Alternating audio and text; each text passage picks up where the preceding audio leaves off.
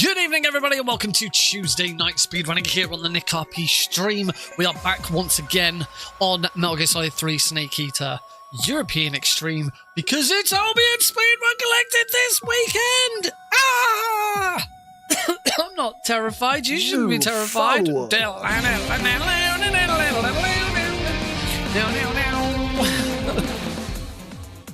Solid Gear Merrill. Thank you very much for the follow. Has Merrill got like an ult? Oh, okay. Ah, there we go. Temper cap. Oh, welcome everybody. It is several days away. God, I gotta shave. We have only got 4 days. Yeah, let's say 4 days. 3 to 4 days until Albion Speedrun Collective goes live for its first event. I am a mixture of excited and shitting bricks. Most of me is excited. I do feel like we're ready. That's the important thing.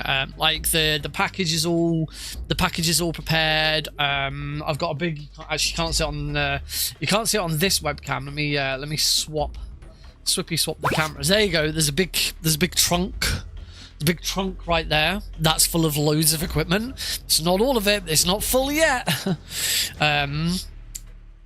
Yeah, that is full of wires and capture cards and the headsets and the audio stuff. It's not everything. Some of it I've still got to go. That's tomorrow night's job. Or after the show, I don't know yet. Let me swap back. Yeah. That is that is part of what I'm taking with me. I've also got the stream box to take. I've got my wife's computer to take because that's what the runners are playing off. I've got 4 monitors to take. I'm actually taking very little of my own computer.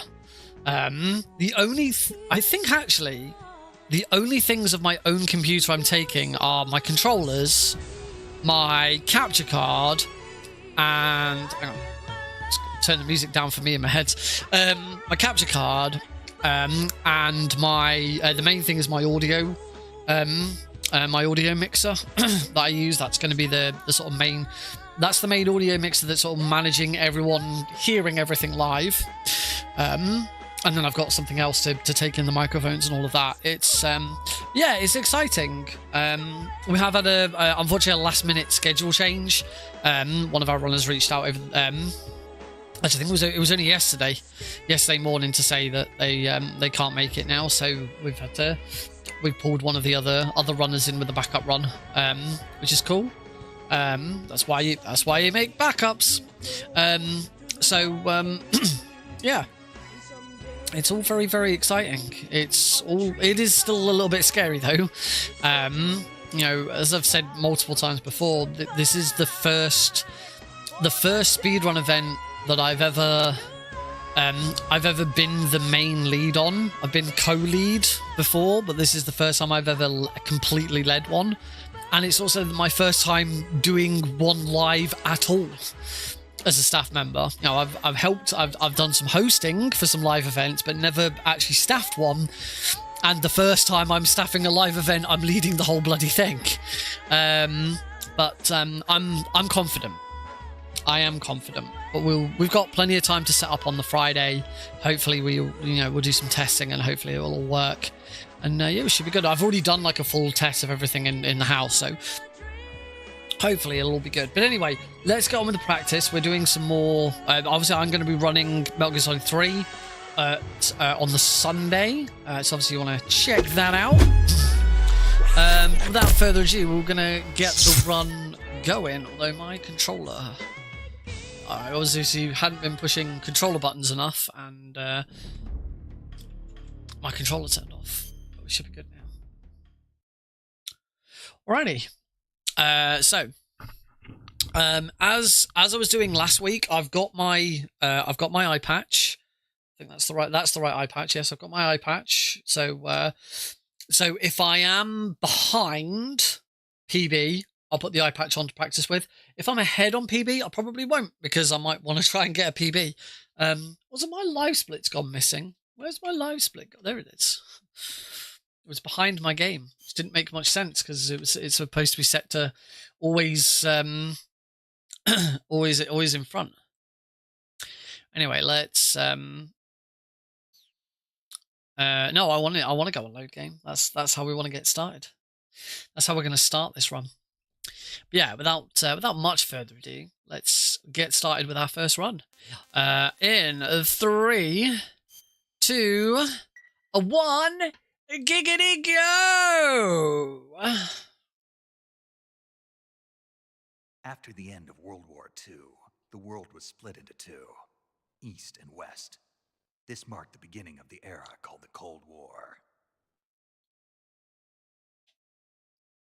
Thanks, David. Ja?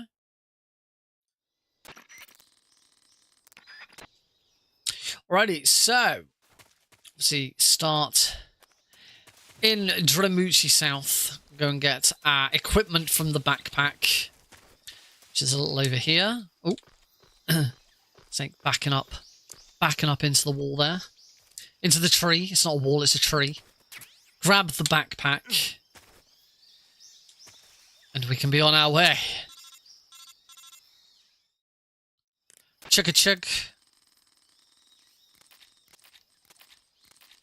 No, I've got the eye patch. I only put the eye patch on after torture to match the game.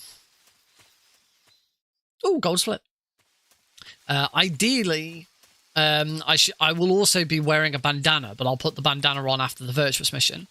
But I'm not practicing with that because you know, it's not really important. Go for a run over here and roll. Go for a run over here and roll up the hill and roll up this hill and keep moving in this direction.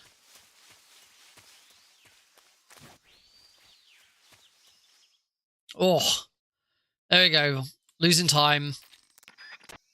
Call it. All right, we've come across our first guards and our first speedrun trick, which is the quick headshots. Stand on tiptoes. Immediately shoot and take out a guard. Trank roll that guard.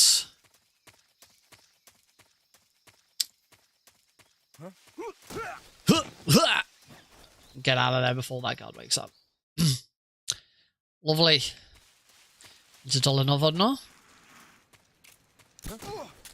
Another trank roll on that guy. Take out those two guards. Lovely. And then for the last guard here, we're going to shoot and roll. Get behind this tree.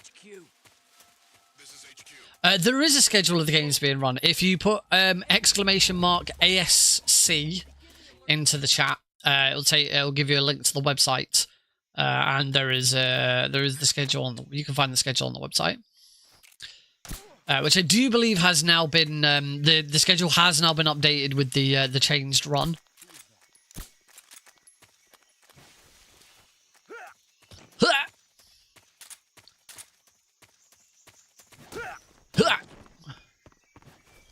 Awesome.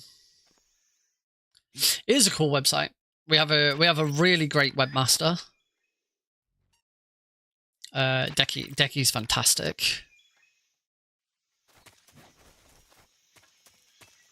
Decky has had the absolute right approach for coming to us and saying, I'd like to build your website, which was, I've built you a website. If you want it, you can have it. I was like, cool. Awesome. This is our website. This is our website now, and you're our webmaster. Welcome to the crew. Garlips has done a fantastic job with the artwork. Everyone on the team has done has really sort of stuck in, and got stuff done. I'm really pleased because it's meant I've been able to focus on, you know, the event and getting everything sort of set up and ready. The emotes are really cool. If you're following us, If you're following the Albion Speedrun Collective on Twitch, you'll have our emotes, which they're really cool.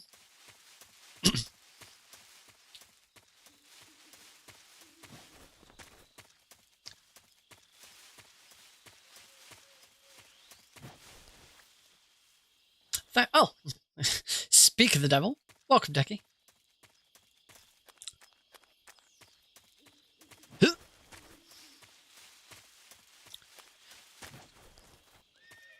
And into the encounter with the boss. Not that we do anything with that. I'm good. I'm surprisingly I'm still a little scared. But I'm not like completely bricking it. I'm probably more concerned about this run than the marathon.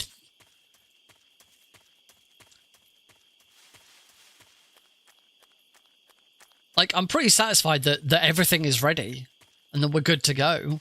I'm more worried about the fact that I probably haven't put as much practice into this run as I probably could have done. Right, are we going to get a first try Dollar Novena today? Yes, we are. Thanks.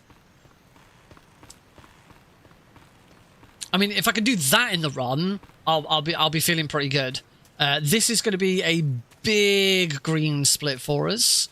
My PB is still my Foxhound run, where in many rooms, including that one, I took, there you go, an extra 15 seconds.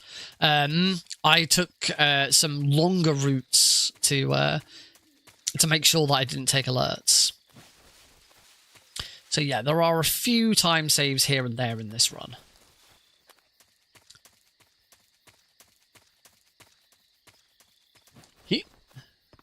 Go and grab the cardboard box. Up we get. Grab it. Drop. And run in. Run out.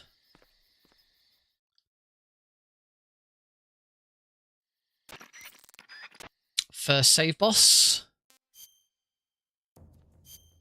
Ooh, I didn't start to turn there.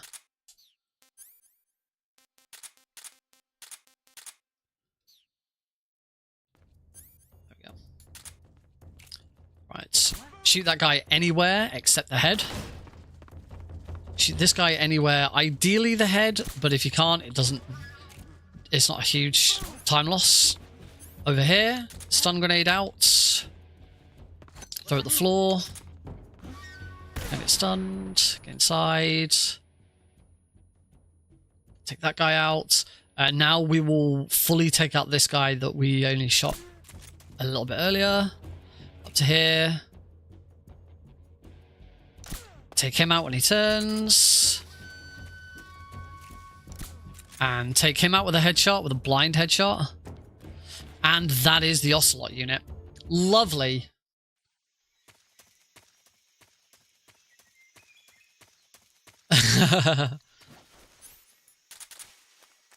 Thankfully, that won't happen.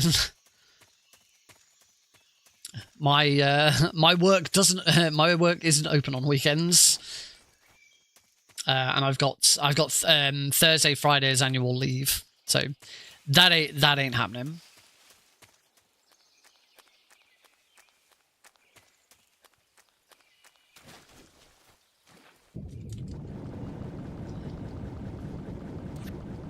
Also with my role, like being understaffed isn't a thing I ever have to worry about.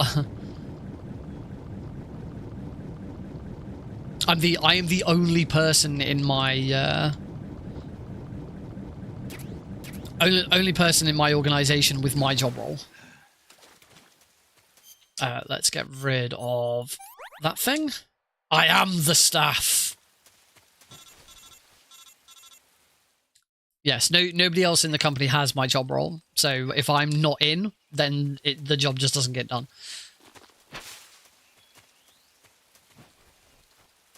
And my axe. wrong speed run. Right, roll under the fence. Don't get hit by any mines. Distract the dog. Climb the tree. shimmy along the tree and change to the Mark 22. Pick up the box as we get past the tree.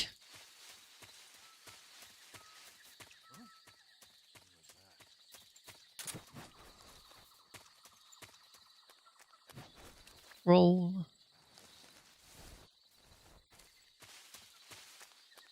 Lovely.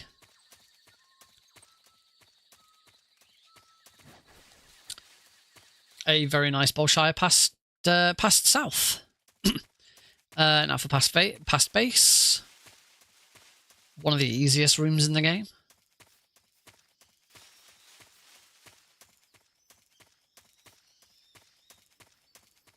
Trank roll on this guard.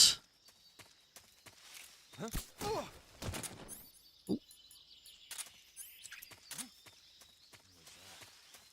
Completely screwed up the order of everything there, but oh well.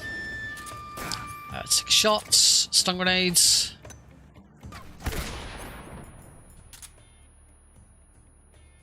Headshot. Overarm throw.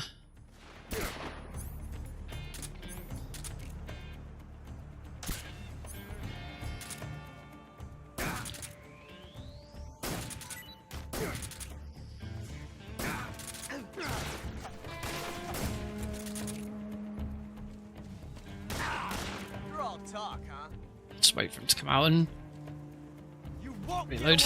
There we go. Ugh. Just can't quite get that quick finish on him at the moment. Where is it? There it is. God, it'd be so much easier to see this really dark screen if I didn't have 2 massive lights in my face. It's like rah!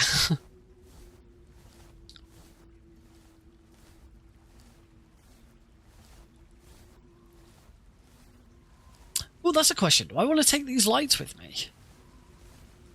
I'd not really considered that.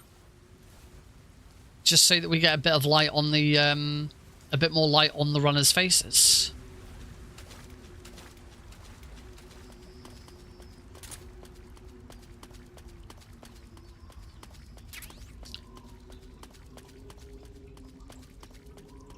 So it's good when we only need one of those boxes.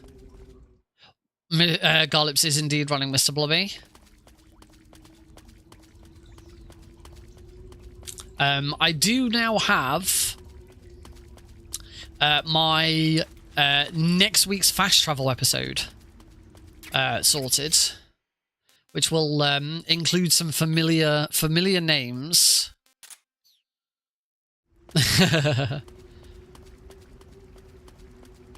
I'm really looking forward to that. Oh.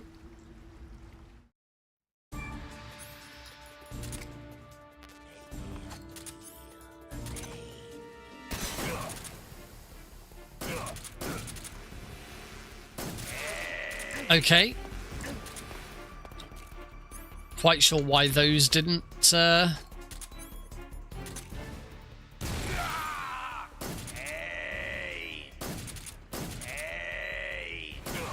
Okay, an interesting phase 1.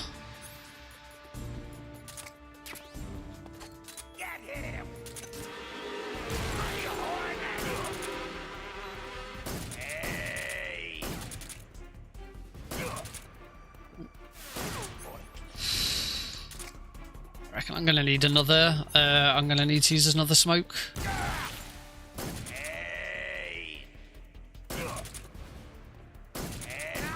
Oh, no, I didn't. Okay. We'll take that.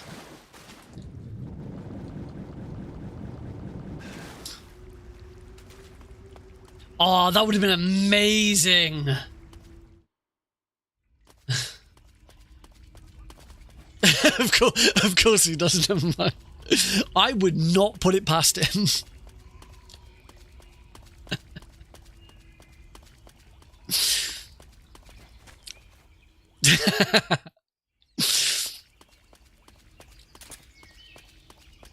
That would be incredible.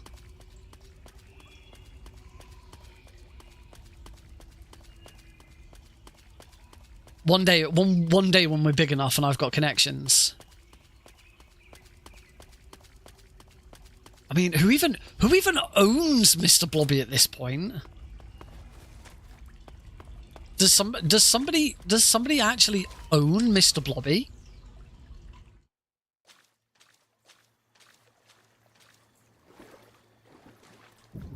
Like, I would have thought the BBC still owns Mr. Blobby.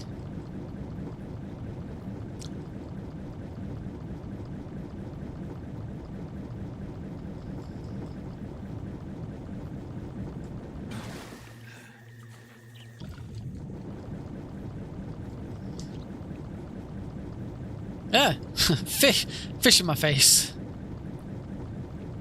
Oh, I've got fish in my face. I've got fish in my face. Ugh.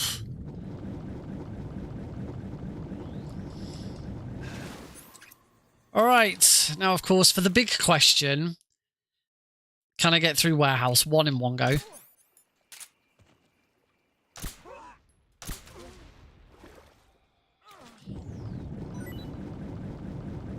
The IP's out. I didn't realize Noel Edmonds actually owns the IP. That's incredible.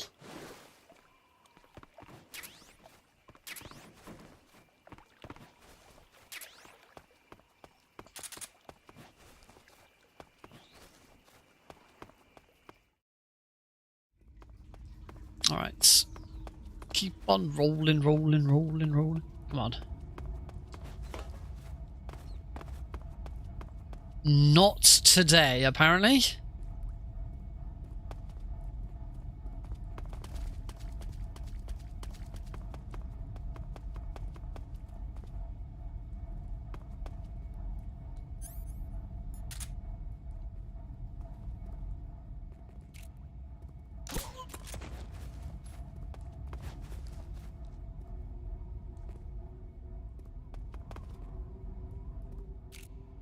No.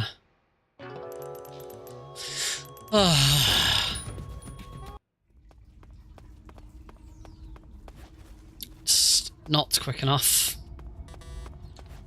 There we go. Oh, never mind. Oh, and there goes 0 kills.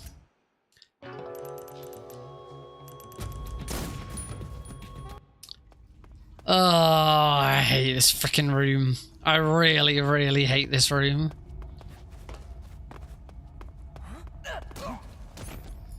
What happened?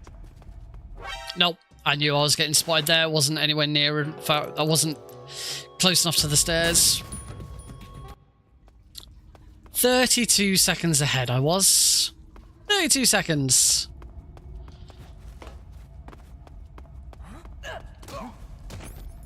What happened?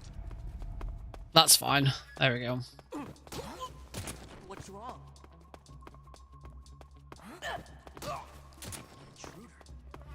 I put the cardboard box back on there. Cool. A minute and a half wasted on Warehouse 1. And that's just Warehouse 1.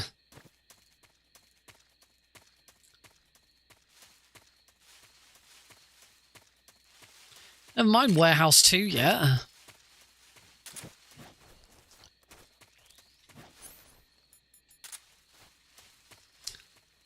I hate this game sometimes.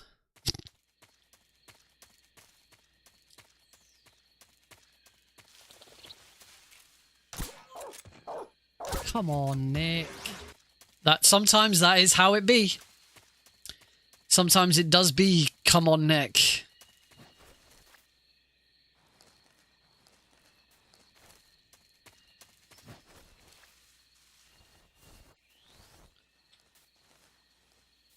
That was a weird room. Up we get.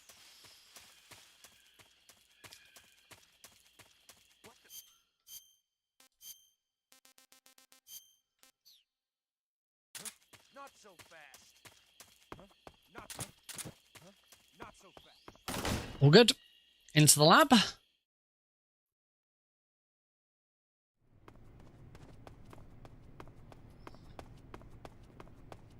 Excuse me, sir.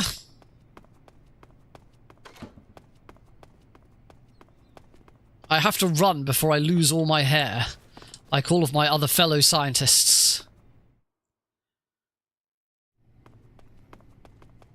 Maybe Snake's like an intern. I can't remember how old he is in this game.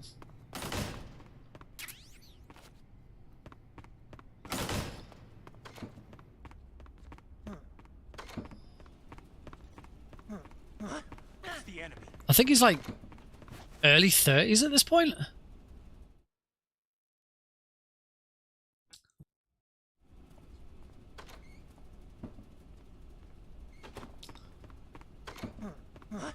Bump.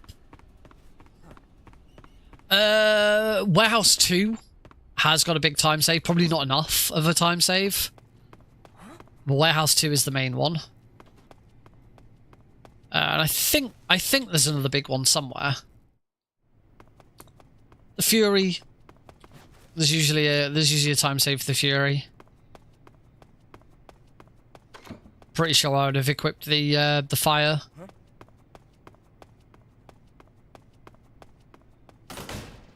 I'm sure there is another big one. Yeah, another one where I like played something super safe. Nobody here.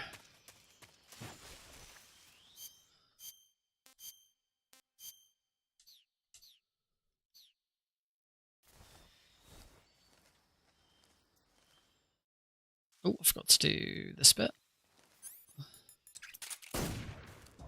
That's okay. I'll just do it there instead.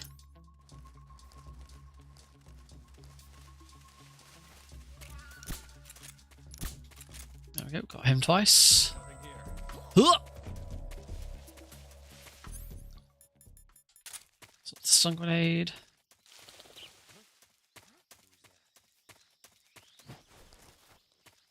Alright, into our good friend the Fear. We will do the we'll just do the Patriot cheese.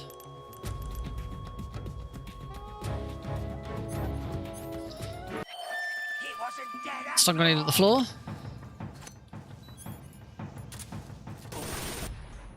Ah, bum! I started shooting him too early. Okay. Note to self: don't start shooting him until he's until the stun's definitely gone off. That's something I hadn't really tried before. So worth remembering for the future. Try that again.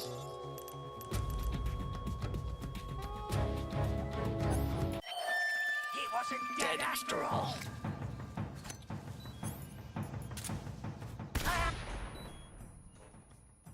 Yeah, you need to 100% wait until he is definitely knocked out.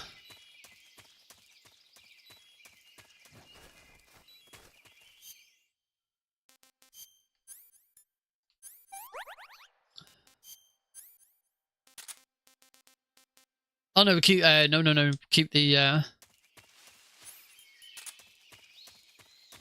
Patriot. I forgot about that. Keep the Patriot until keep the Patriot until after the end.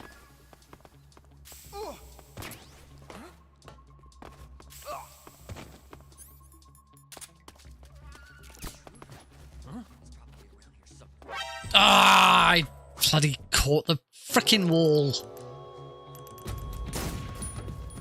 Also, I shouldn't have rolled up the stairs. That was the other mistake. That might be too far over to the right. Nope.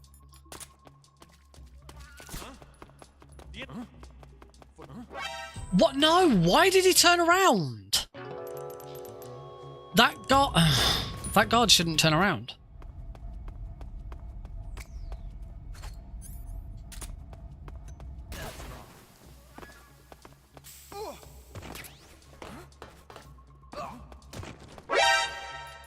Hey!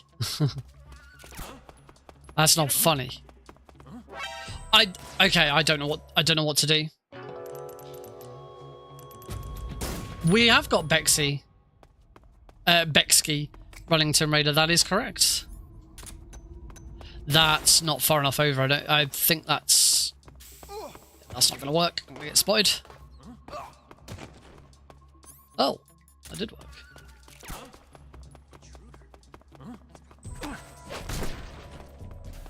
Okay, that works instead.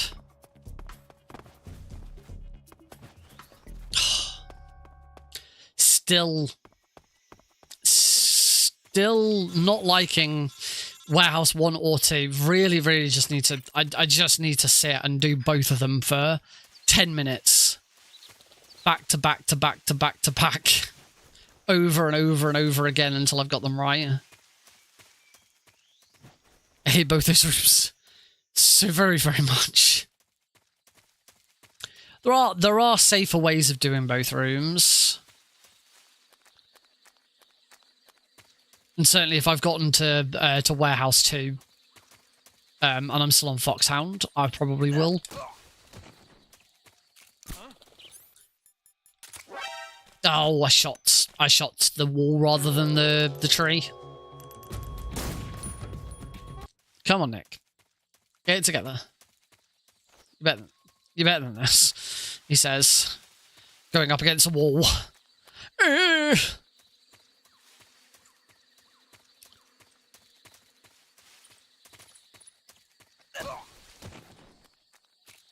That's better. There we go. The enemy's here.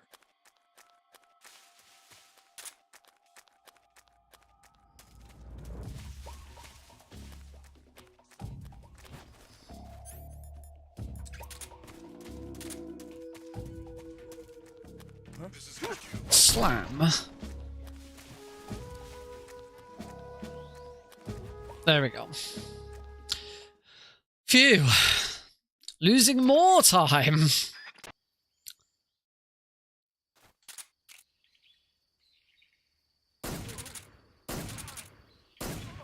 Nice. Too shabby. 1, 2, 3, 4, 5, 6, 7.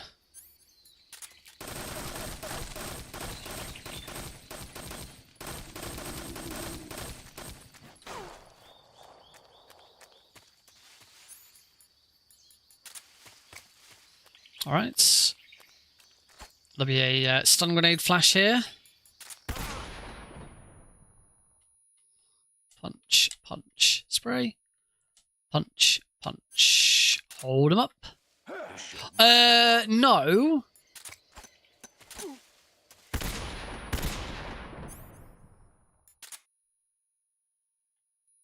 He's gone, isn't he? How? I don't understand why that didn't hold him up. Yeah. Uh-oh is correct. I genuinely have no idea why that didn't hold him up. Are we else too slow holding him up or something? Try again.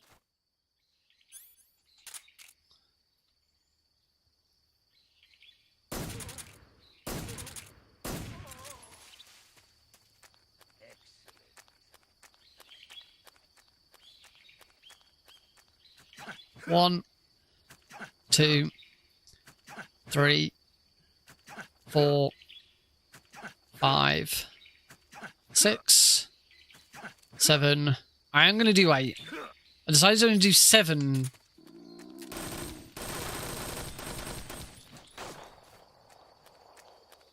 I only did 7 before. And I ended up shooting for ages.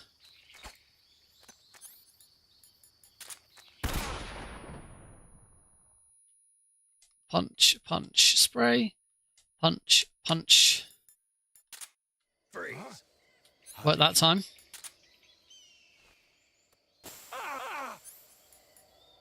Stun grenade.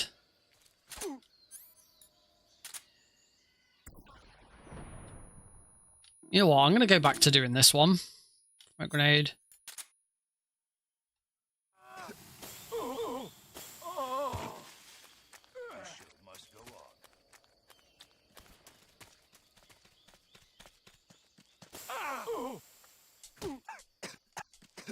Oh, for God's sake. There we go.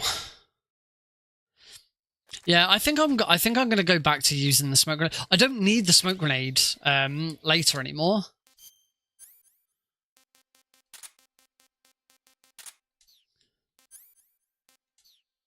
Wrong thing. Right, off we go. Yeah, I don't need the smoke grenade later. One of the reasons to keep that smoke grenade is for Rykov, but I don't use the smoke grenade now. I prefer to shoot the guard than use the smoke grenade, so I don't need to keep hold of it. So I might as well do the method where you throw the smoke grenade, because I keep messing up, taking him out really quickly without it. So let's not complicate things. Make it a bit easier. Cheers, everyone.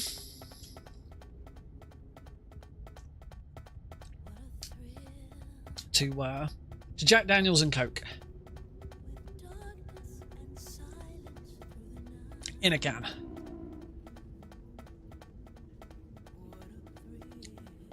Ah, lovely. I do love JD and Coke. Oh, that was a bit. That moved a bit on the liquor. I've drank so much alcohol in the last few days. I was at my my in-laws over the weekend, so I had quite a lot of alcohol there. So I always do. And then the previous weekend, my parents were over, so I had. It's just it just takes longer. You have to really go out of your way to get the SVD. Going in and out of a couple more rooms. I think it has been tested. It actually doesn't add that much time on. The main reason for doing it, though, particularly in European Extreme, is by taking him out non-lethally, we get his gun, we get the Mosinda Gaunt, and that is very, very powerful for the final few bosses. But in like very easy difficulty, I think you absolutely could kill him instead of kill him early. I remember I think it was Swallow Beardson testing testing on Delta instead, and discovering that it didn't take that much longer. Oh, I don't know if this room's doable with that slide. I can't actually remember. We'll find out in a second, won't we? Oh. That wasn't because of the slide. That was because the cigar spray did. I've never liked the way the cigar spray works. It always it feels like the hitbox is a little bit off. I know it's because I'm not activating it early enough, but it does feel deceptively bad sometimes.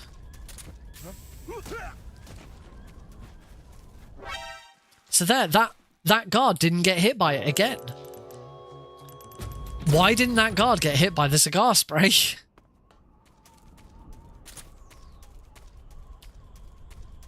I haven't had this much trouble with this room in a very long time.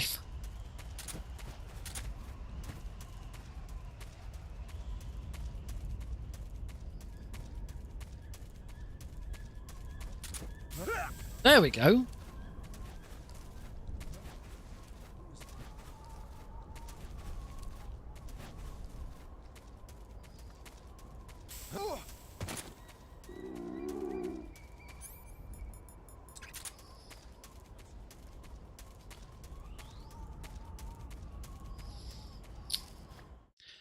All right.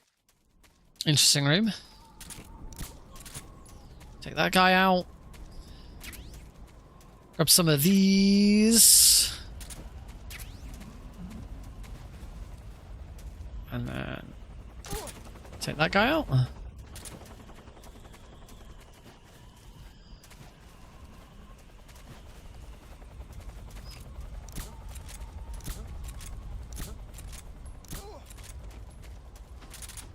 Plenty of ammo, so it doesn't hurt to just keep queuing that guy.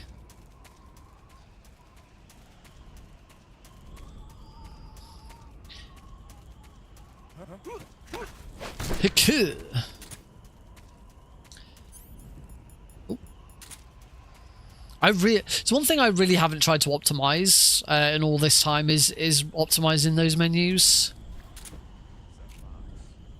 Drop down, kaboom. Oh, stun grenade. Throw over there. No, HQ, do not respond. Oh, the RPG.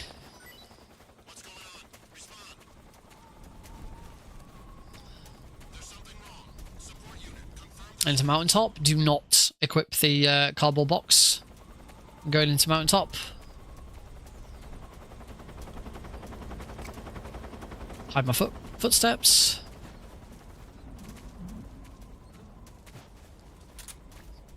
Who was that?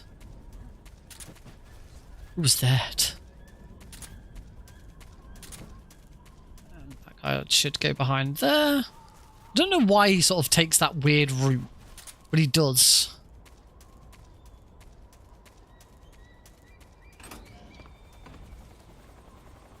Lovely. Mountains 3, a room that I struggled with for a very, very long time. And I seem to have finally found a method that I really like.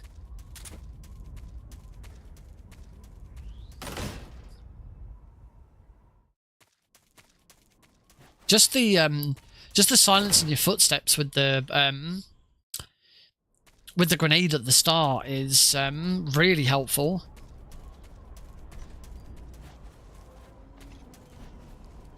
Nice.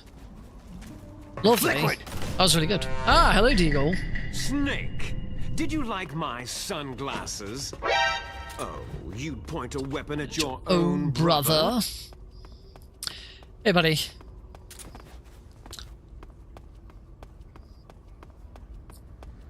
Five minutes behind. I'm right to be more concerned about this run than the speedrun marathon.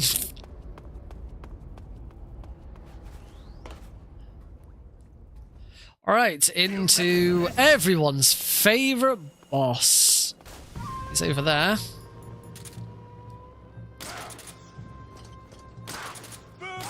Let him turn around. Oh. Oh, what?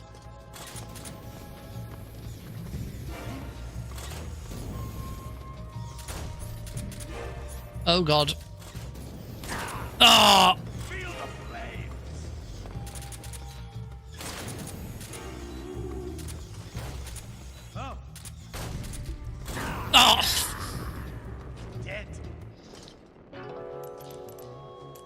Wow.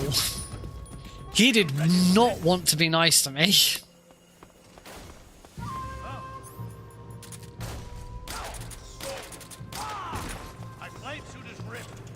Oh, good RNG.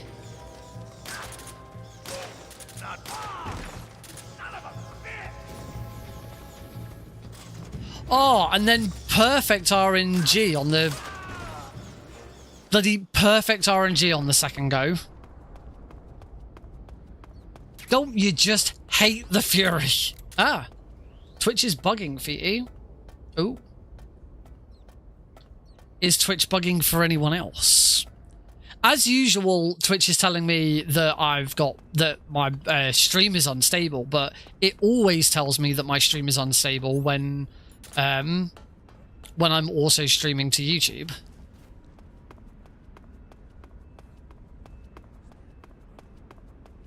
It claims my bitrate is too high, and I don't understand how my bitrate is higher. Always gives you the wrong viewer count. How do you know it's wrong? Oh, what?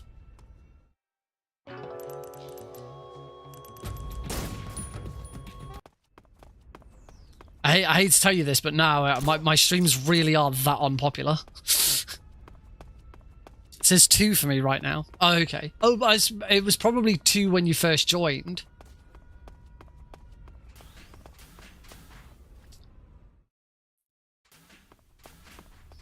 Weird. Right, so for this guy, we want to swap back to this gun. We want to come and stand here.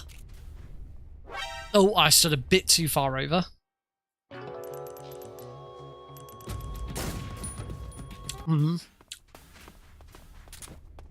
I probably should try lowering my bitrate.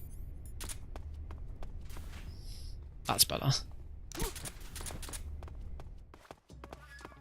There we go. And he's on the run.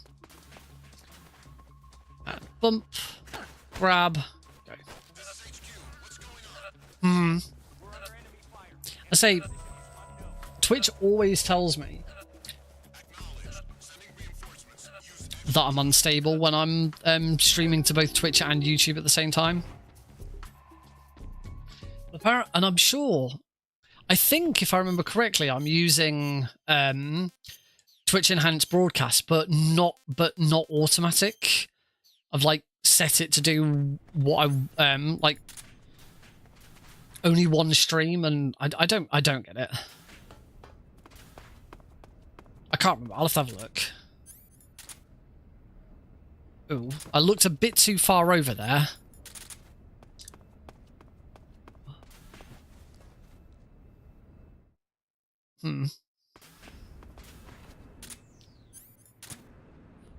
Ah, spotted by him again.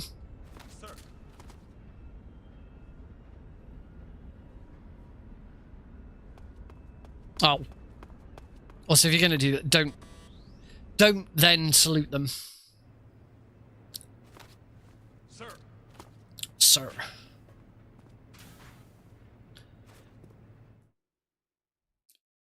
Tell you what, I'll see if I can fix it during this. I will stop the stream temporarily. Stop it. Alright, we should be back. See if that makes any difference. I've turned off enhanced broadcasting. Because I had enhanced broadcasting switched on.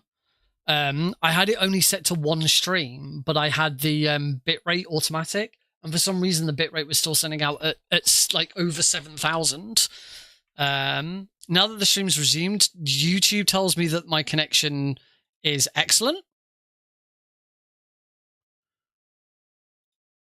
And Twitch tells me that I'm still streaming at 6,000. I'm gonna refresh my Twitch dashboard. Oh no, Twitch now tells me I'm excellent. So apparently that's it. Apparently, just don't use Twitch Enhanced Broadcast. Because Twitch Enhanced Broadcast isn't... You're not supposed to use it if you're going to do multiple streams. I need to talk to InstaSim.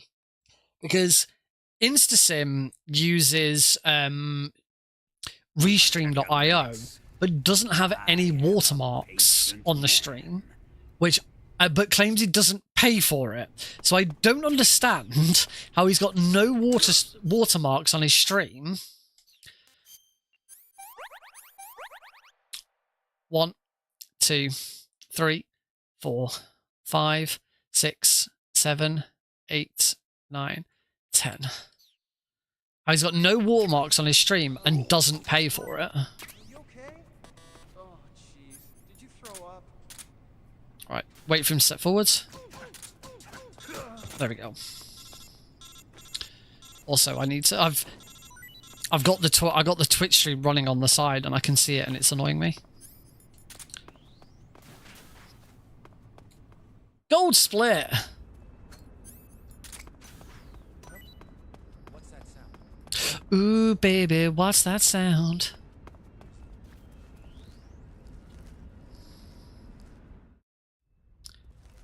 I do believe I've finally done the fastest version of bloody Torture Escape. I did. Oh, I did say that I'd put an eye patch on at torture as well.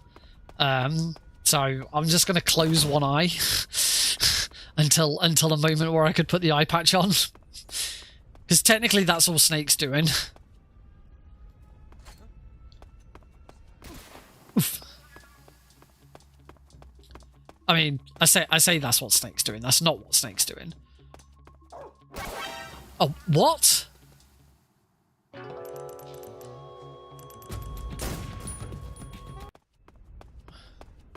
Snake's lost an eye.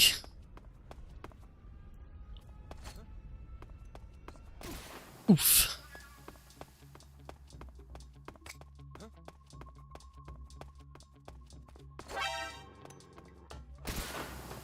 I think I threw that second one a little too early, so the two guards looked around to hear to see what the noise was about. Okay, now's a good time to put it on. He's going to climb down the ladder really slowly.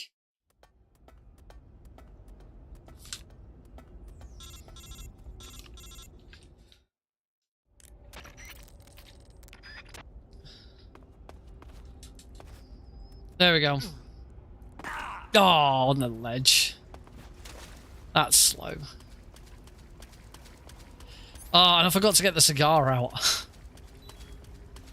Always forget to get the bloody cigar out. That was a good roll, though.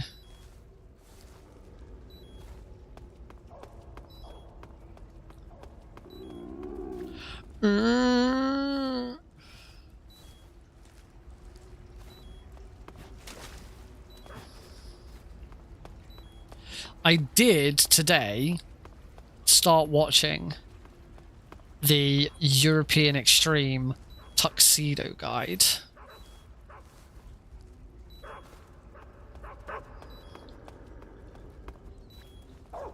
I kind of got a hankering to try and learn Tuxedo.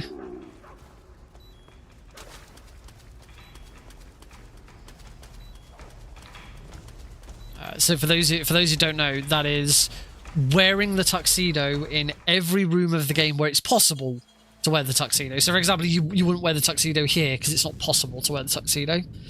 Ow, I just poked myself in the eye.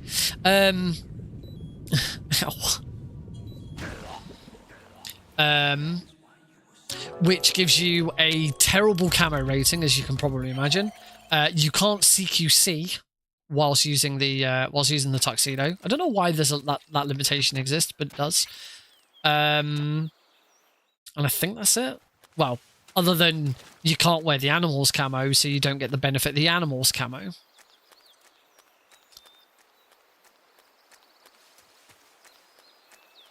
Oh, and you can't wear the scientist camo in the lab.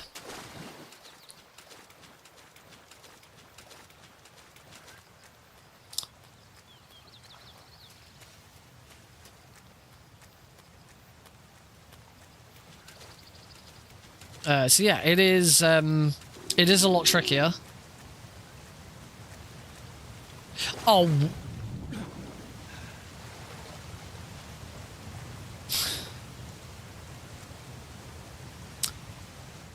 This is only getting worse.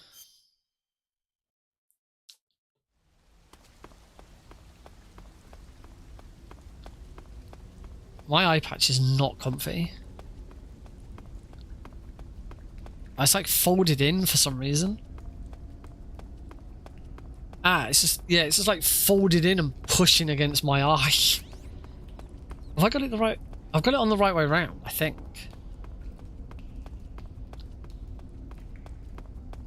All I know is this is not comfy in the slightest. No, I don't need face paint. I want the yours. No, I want the Cold War camo.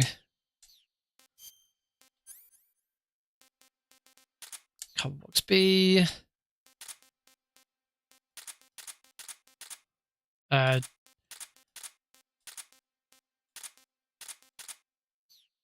gonna put the Patriot away.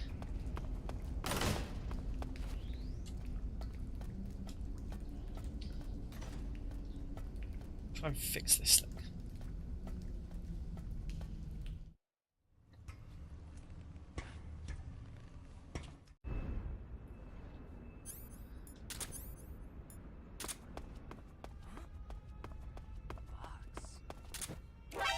Nope. I don't think it's Pokemon guy. Snake, are you okay? That's better. That's a bit more comfy.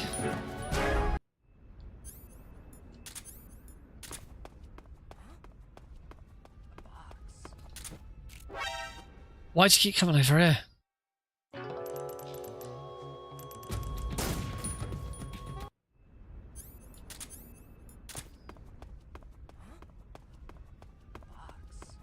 That's better. Oh, come on. Come on, Nick. Come on, Nick. Oh, my eye hurts from poking myself in the eye. I don't like it.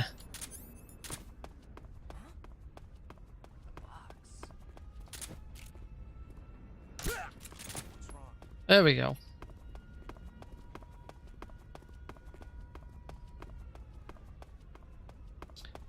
Got there I was about to say got there eventually, and then I got caught against that thing.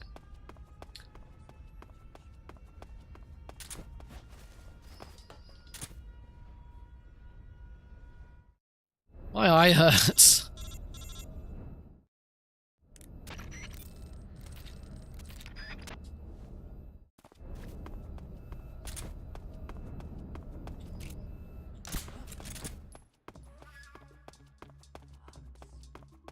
Oh, my eye hurts. It's a good thing I've got this eye patch on.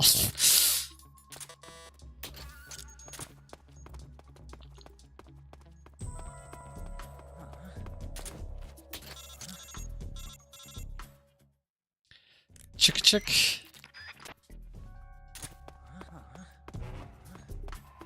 Ding ding ding ding. Dun dun dun.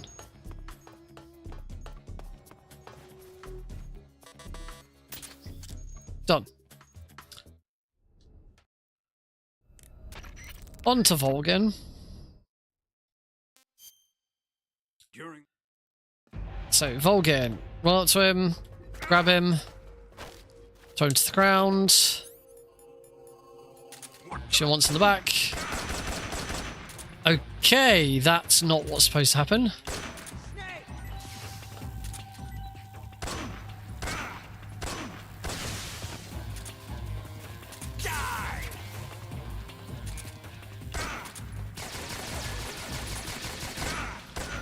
Okay, whatever. I'm through it. It's fine.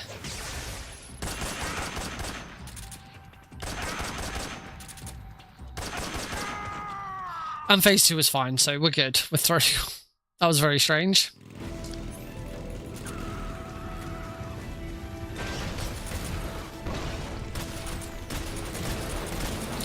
Alright, on to blasting. And I am just going to be using the stun grenades because I can't be bothered to shoot everyone. Oh, that didn't hit those guys.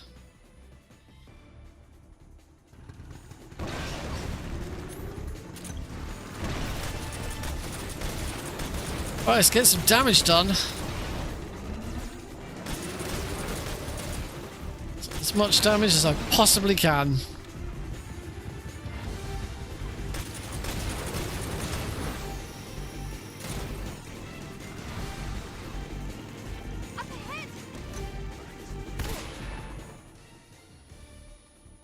Take him out. And take these guys out. Over there. Take that guy out. Take that guy out.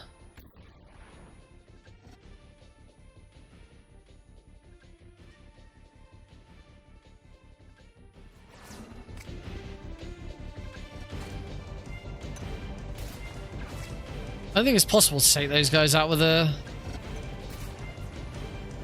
I don't think it's possible to take those guys out with a stun grenade.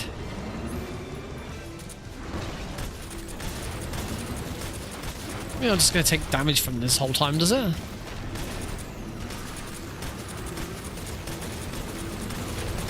Yeah, we're trying to get as much damage done to the Shagard as possible in this phase. We can't get a lot done. Ow, that was silly. Oh, that was even sillier.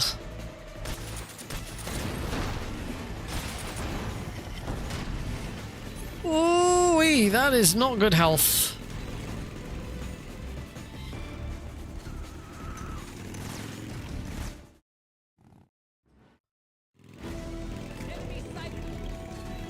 Don't let them get away.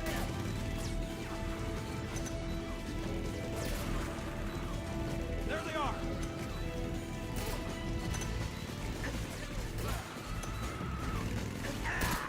Knew that was coming. Don't shoot yourself with the rocket launcher. It's really bad for your health.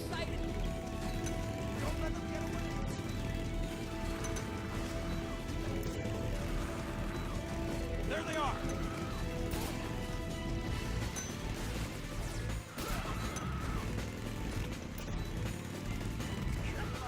I might be able to make it through on this health. I don't have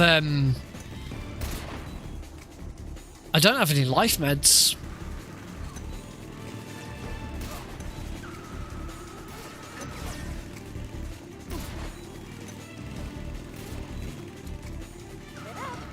I don't have any I don't have any life meds to heal myself. I didn't pick them up on the pain. I missed them. This is unfortunately not a lot I can do. Eventually the game will take pity on me and give me some more health back. There they are.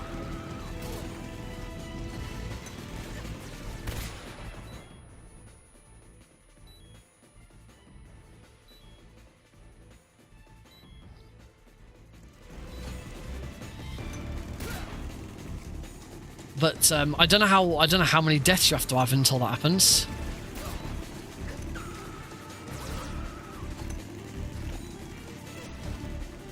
I don't know if I missed. I was about to say. I'm pretty sure I probably missed someone there. Ah! I'm gonna have to shoot him with the Mosin.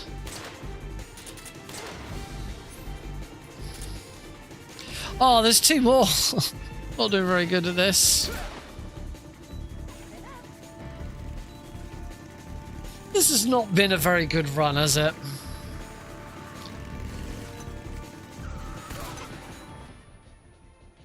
I think it's safe to say that this has been a bad run.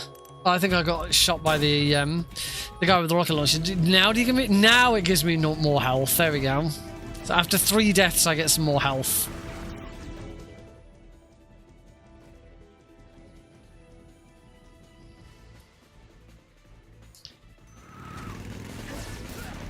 Yeah, I need to not be stupid with that. I might take the eye patch off.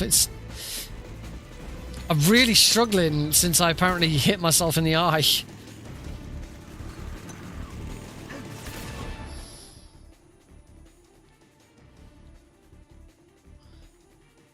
Yeah, just a practice run. It always feels different when you're in a marathon setting. You know, you're concentrating a lot more. You're talking about what you're doing. I find, you know, a lot of people really struggle to commentate their runs, but I actually find I do better with a run if I'm commentating it because I'm concentrating a lot more on what I'm doing. Because I'm also talking about what I'm doing at all times. So I do find that much easier.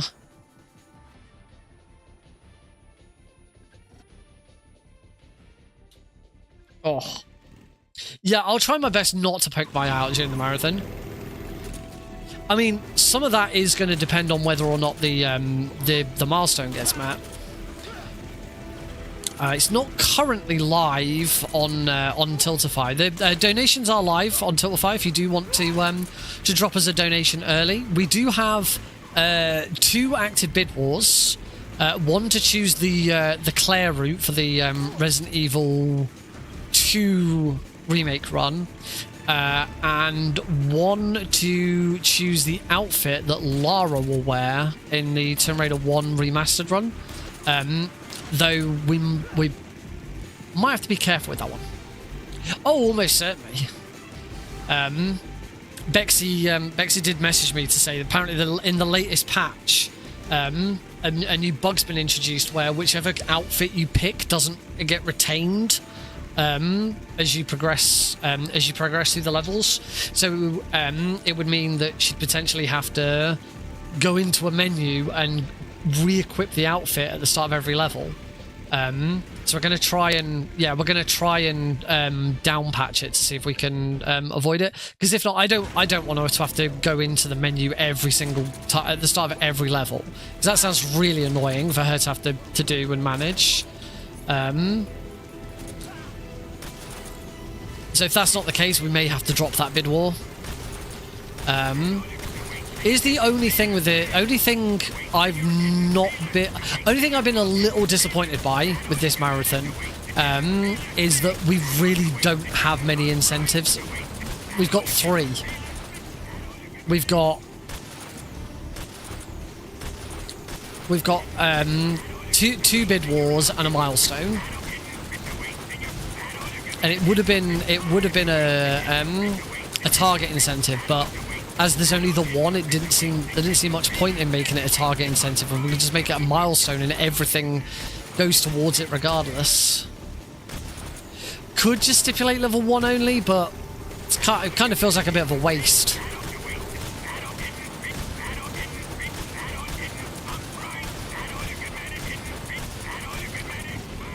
Part of the reason why the incentives don't work so well this time round is because we specifically had to state that we cannot have any incentives that add on time, and more often than not, incentives for runs do add on time. It's upgrade the run to a different difficulty, or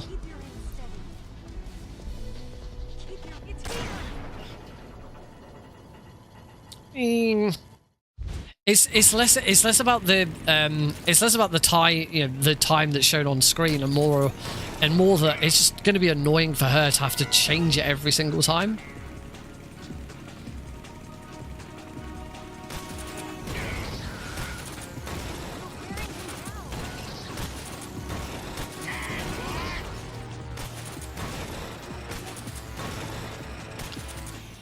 Actually, Meryl's go. I said Meryl then.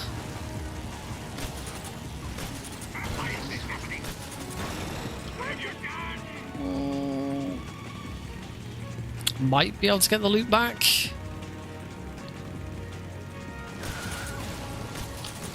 Nope, not like that. I'm not. I lost this loot pretty early on, and Eva's just not really been very nice to me.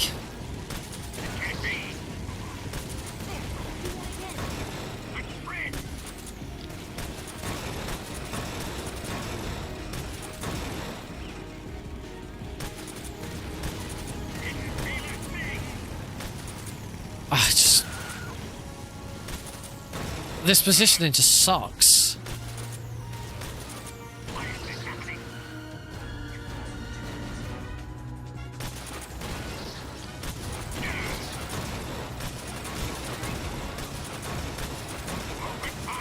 I'm wearing him down extraordinarily slowly.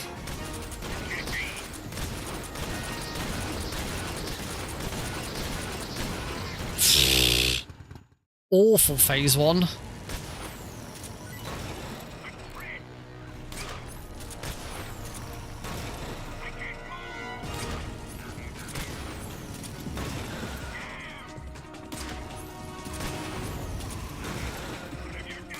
Perfect phase 2, but then again, phase 2 should always be perfect. There shouldn't be any difficulties with phase 2.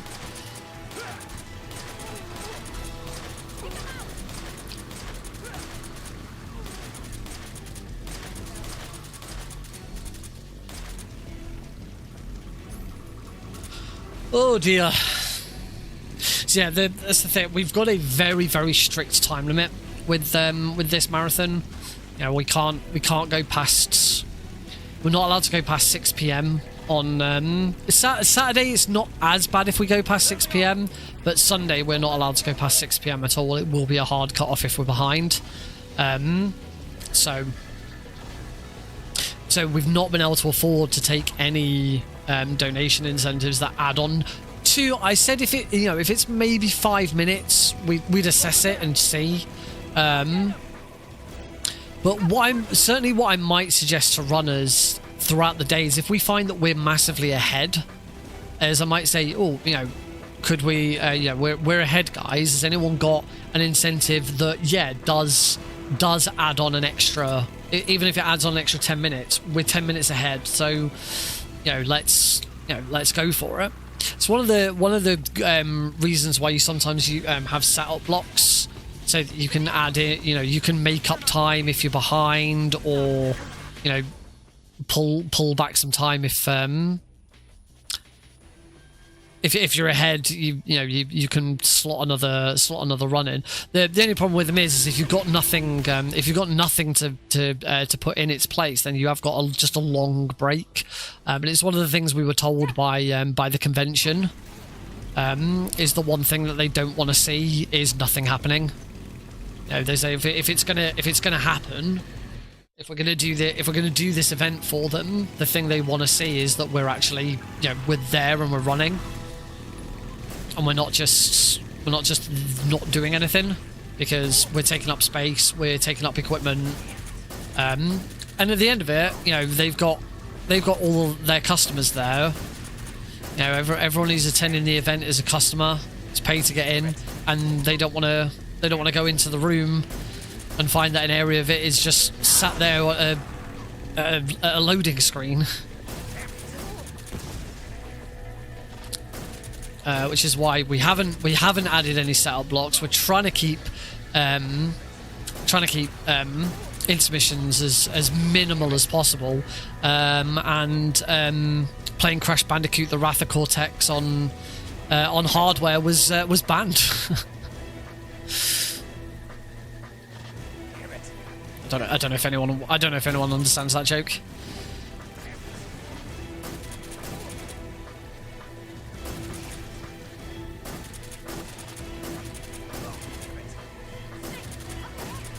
I love the way he drifted.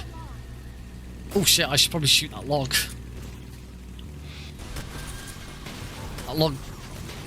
That log will ruin ya. Damn it. Oi! Shoot. It's not nice to shoot a lady, is it?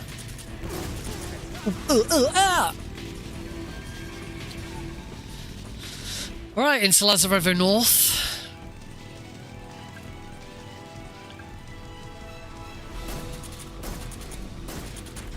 The easiest of the final three.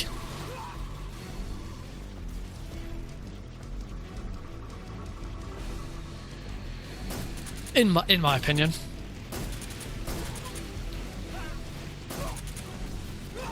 Probably not the easiest of all of them. Easiest is probably the first one or the first runway. First runway is pretty easy.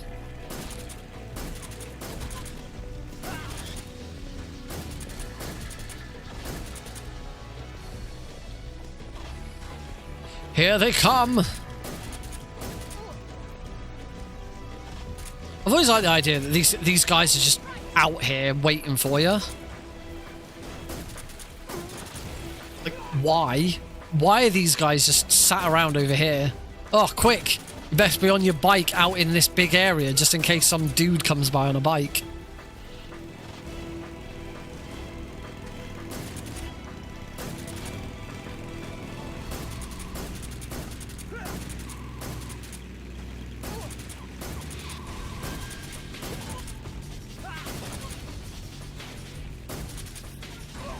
Yay, I saved them all. I always like to think that I've saved them all with that.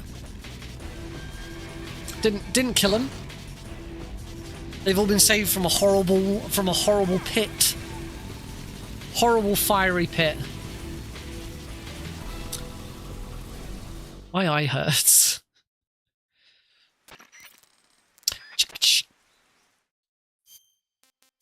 Alright, feed Eva. Let me have some more. And cure Eva.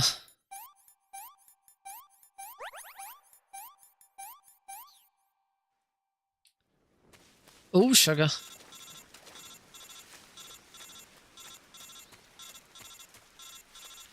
Do not answer that call.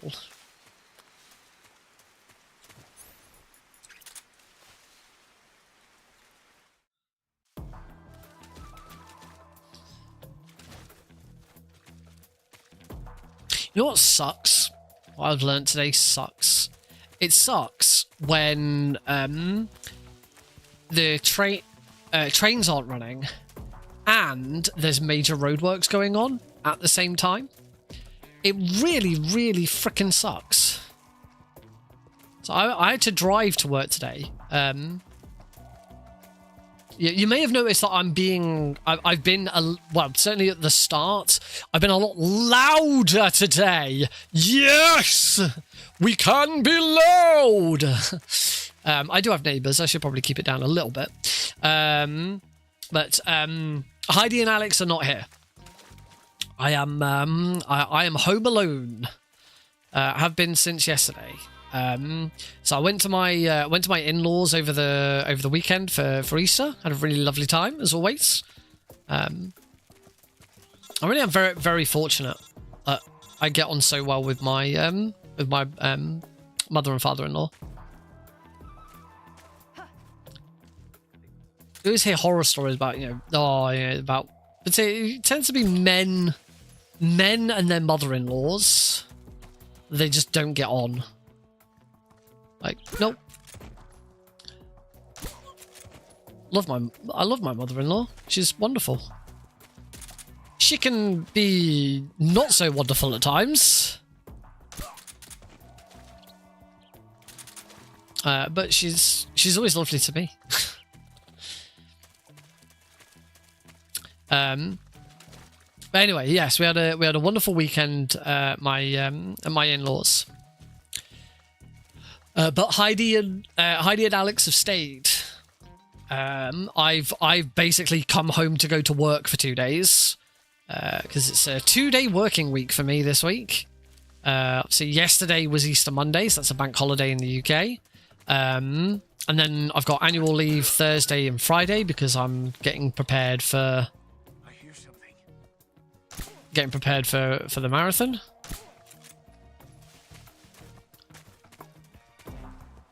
I see my in-laws more than my own parents. My in-laws live a lot closer. They only live about an hour and a half away. Whereas my parents are double that. My parents live about 2 to 3 hours away.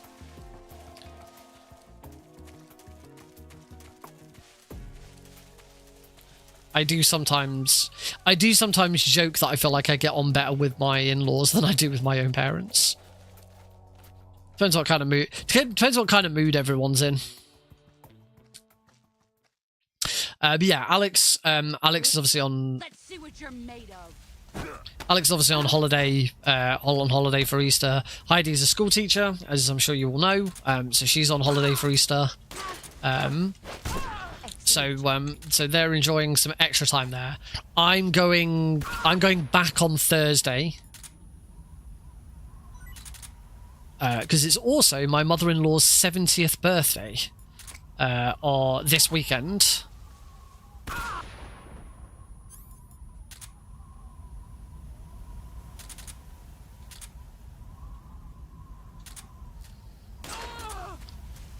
Behind the tree. Oh, Get ready. I got one of the snakes.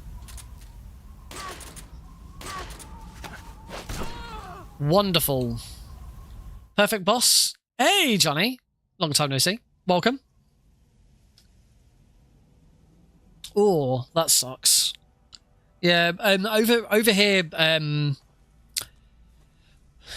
Good Friday and Easter Monday are both bank holidays. Now, obviously, it all depends on whether your company gives you bank holidays off. In a lot of cases, obviously it depends where you work. In a lot of cases, you don't automatically get bank holidays off. So, for example, when I worked in a store, back when I worked for the Entertainer, when I worked for a store, you didn't automatically get bank holidays off. You got your holiday allowance plus however many bank holidays there were in the year. So if you even if you worked the bank holiday, you still had that holiday to take at another point. When I worked for the Entertainers head office, our team, because we were a support team, we always had to have at least one person working on a bank holiday. So sometimes I worked bank holidays, sometimes I didn't. In my current job, our office is closed on bank holidays, and we don't work bank holidays because we don't really offer direct support in that way. And there's no necessity for us to be in on bank holidays. So I automatically get all my bank holidays off. But it does mean that I can't take that holiday at other times. I have to take those set days off. Which, to be honest, I prefer. I actually prefer just having the bank holidays off, because then it's all planned out, and it usually lines up with Alex's holiday. Alex is at nursery.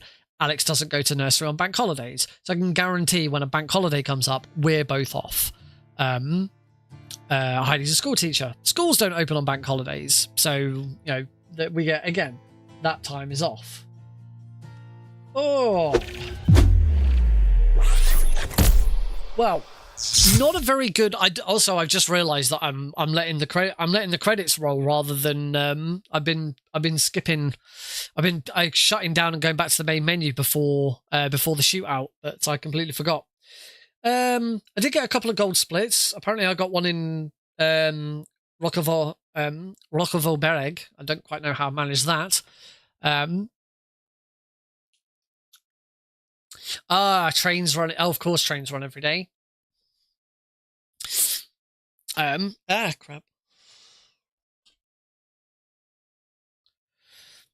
I didn't realise it was Christmas and Boxing Day were the only 2 days that trains don't run. So again, back when I used to work for the Entertainer, it's not like this anymore because they've no, in fact, it probably is still like this. But things have changed there since I left. The only two we never work Sundays because the owners were very religious, and they part of the Keep Sunday Special or Keep Sunday Sacred campaign, where the stores were never open on Sundays. They do now. The owners don't. The previous owners don't own the business anymore. They sold it to the company. The employees now own it. Then saying it's now I believe the second largest employee-owned business in the UK, only behind John Lewis. Which is probably quite an exciting thing. But one of the first things they did, seemingly as soon as the owners relinquished control, is right, we're opening on Sundays. They ran it as a trial, and that trial has ended, and now the Entertainer is open every Sunday. Which I always said that if I was ever in a position of power at the Entertainer, the first thing I'd do was open on bloody Sundays. You got one of your busiest trading days of the week, and you're fucking closed. Fucking idiots. Yeah, we never worked Sundays, but the only because we worked bank holidays, or sometimes we did, sometimes we did. The only two guaranteed days of the year that we would have off was Good Friday and Christmas Day. Those are the only two guaranteed days. Apart from every Sunday, ignore every Sunday. But excluding that, the only 2 days that were guaranteed were Good Friday and Christmas Day. So I imagine now that they're open on Sunday, those really are the only 2 days of the year where the business is closed. There is nobody working. I would think, unless they've decided to open a bit more. I have always been of the opinion that no stores should be open on Boxing Day. It really should be Christmas Day, Boxing Day. It should be 2 days when nothing is open, because particularly if you work in retail, you need that break. Christmas is the most stressful time of year in retail. You need that break, but they never did.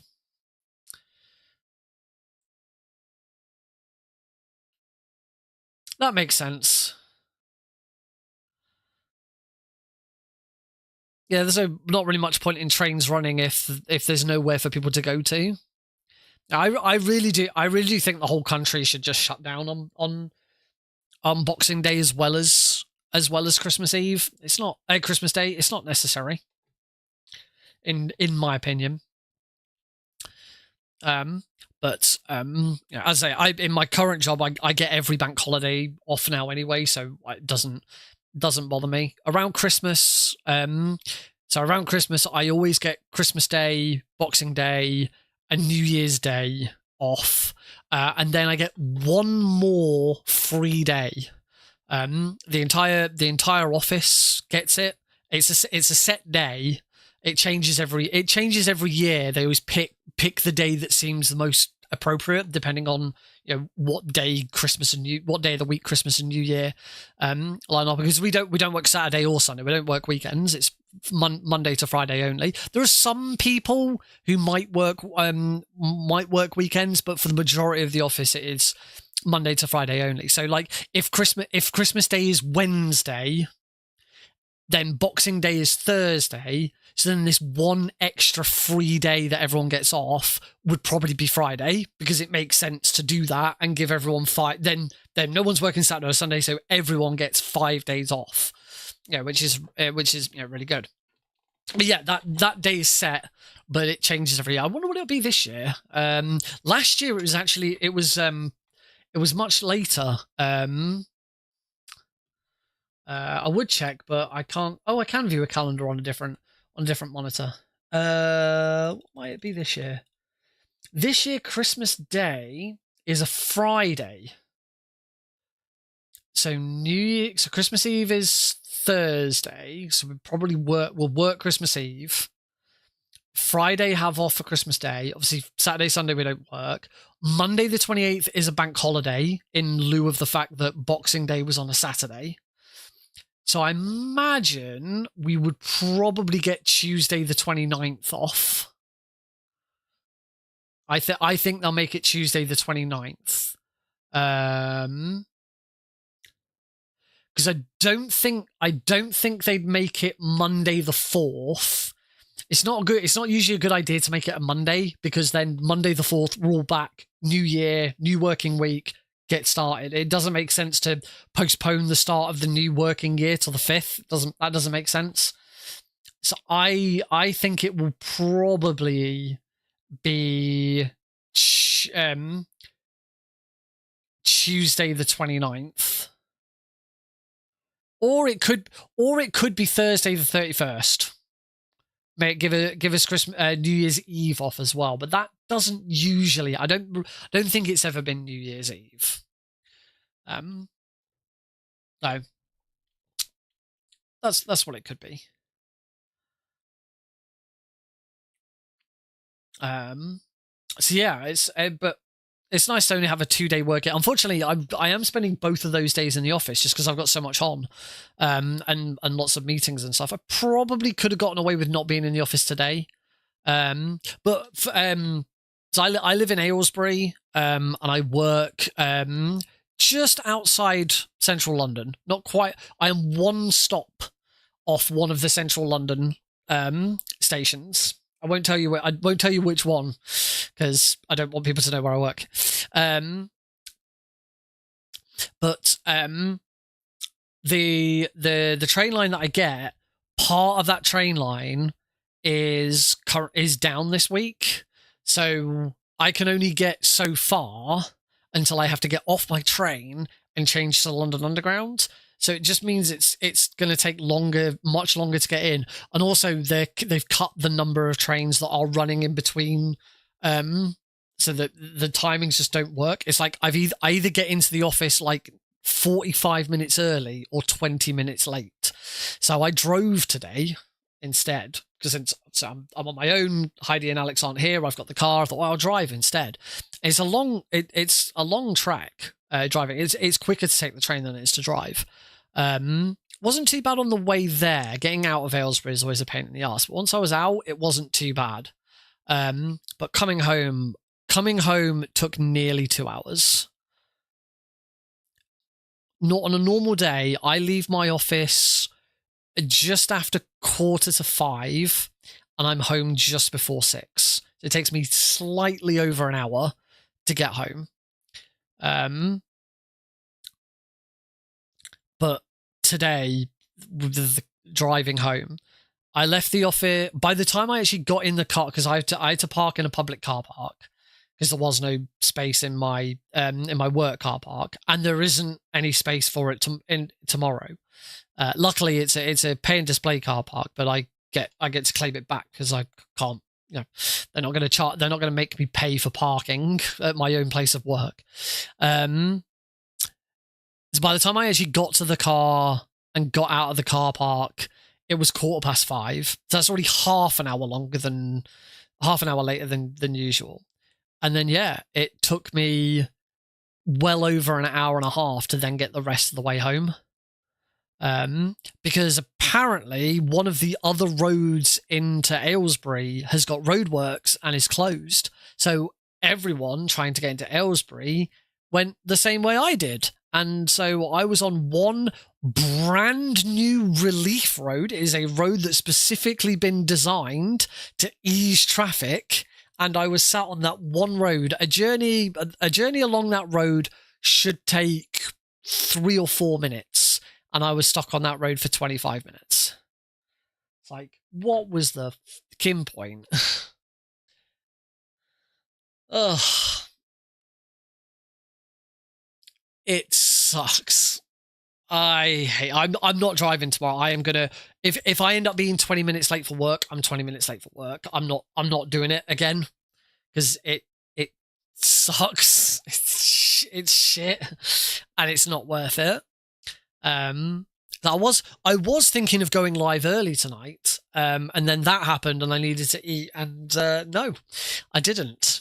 I have just noticed. Oh, I can finally pause, and apparently my stream's on show. Average stream bitrate too high according to Twitch. How? My average stream bitrate is just under 6,000, which is exactly what it's supposed to be. How is it too high, Twitch? How is that bitrate too high? You are never happy with my bitrate. Also, I have a ping on Discord. Oh, okay, it's not. I thought my going live ping may have gone out again.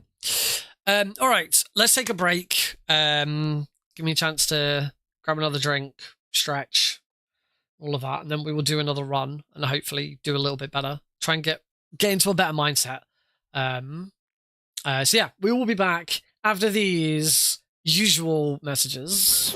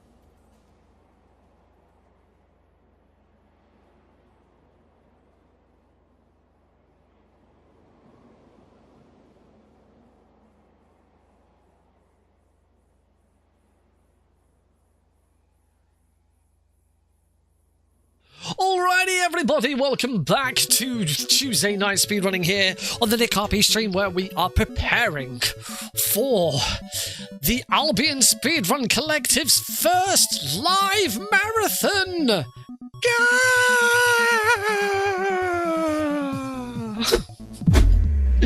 Oh dear, I've gone mad again. Welcome back everybody. Yes, it's finally here. It's show week. This Saturday at 10 AM British summertime, Albion Speedrun Collective hosts its first ever live marathon. Its first ever marathon, full stop. We've done some streams. We did some streams to get to affiliate ahead of the event. We did a reveal stream to reveal all of the runs. That was exciting. And now it is time to finally do our very first event. Find out whether it all works, whether we enjoy working together, whether we want to keep working with Anime League and going to their events, because that's a big part of it. There is doing the event with Anime League hasn't been without its problems. Most of those problems, though, have been just related to past history that people in the speedrunning community have with the event. But it is past history. It is stuff that's happened a very long time ago. Apparently some cosplayers don't particularly like them either. I don't know the full details of everything. I know the one that really... Sorry, just trying to get rid of some rubbish. The one I know about one incident which did cause ruffle some feathers, but again, it's all long gone, and it's a great opportunity that we've got to try and do something different and something new. And I'm glad enough people have been able to see past that. But I've always said with this, it's not something I've talked about for a while, because we've been so focused on the event, that not only is this an opportunity for Anime League to see what we're like and to see if they'd be happy to have us at other events, but it's also our opportunity to see what it's like working alongside Anime League and seeing how we get on. If we get to the end of it and we're like, you know what, that was horrendous, you know, the event space was awful, we didn't get any support, we didn't like it, then, you know, we're not going to do it again.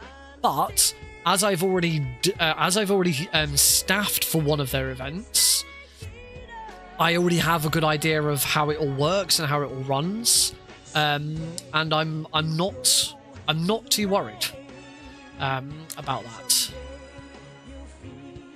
I think if I only had one major complaint, it's the fact that a lot of the people who are there doing stuff are volunteers.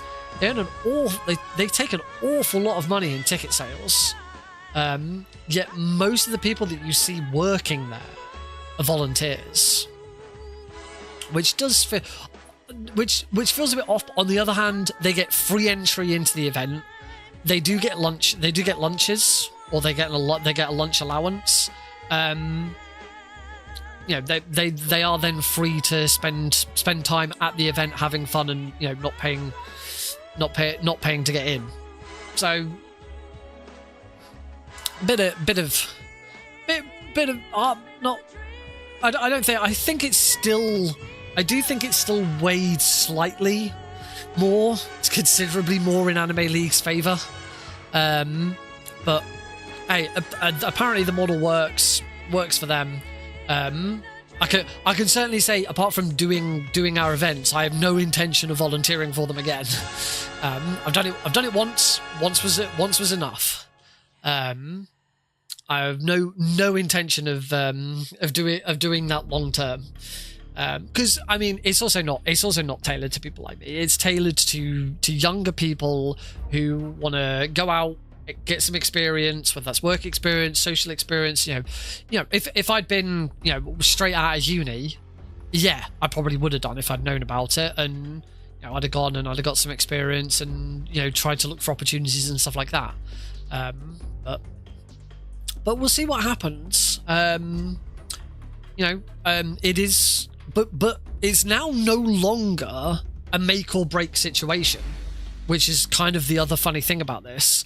You know, I'd always said that, you know, after this first event, we kind of evaluate it. If we've all enjoyed it and we all want to keep doing it, then we will look to keep doing it, whether that's still doing it live with Anime League, whether we switch to doing online stuff, whether we look at doing live in other locations. And believe me, I've already got ideas of where I'd like to do more live stuff. There's one event out there in particular that I'd kind of like want to kind of reach at some point. I don't think straight away. I think we'd want to do a couple of smaller events first, sort of prove yes, we can definitely do it, and then go, right, now we're good enough. Let's go and approach X and say we want to do a speedrun marathon at your event.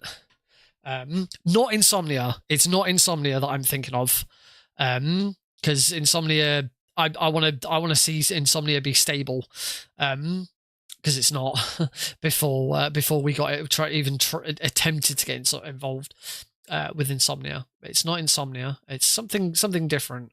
Not MCM Comic-Con either. I don't see us ever doing something with someone like that. It's too much, way too much going on.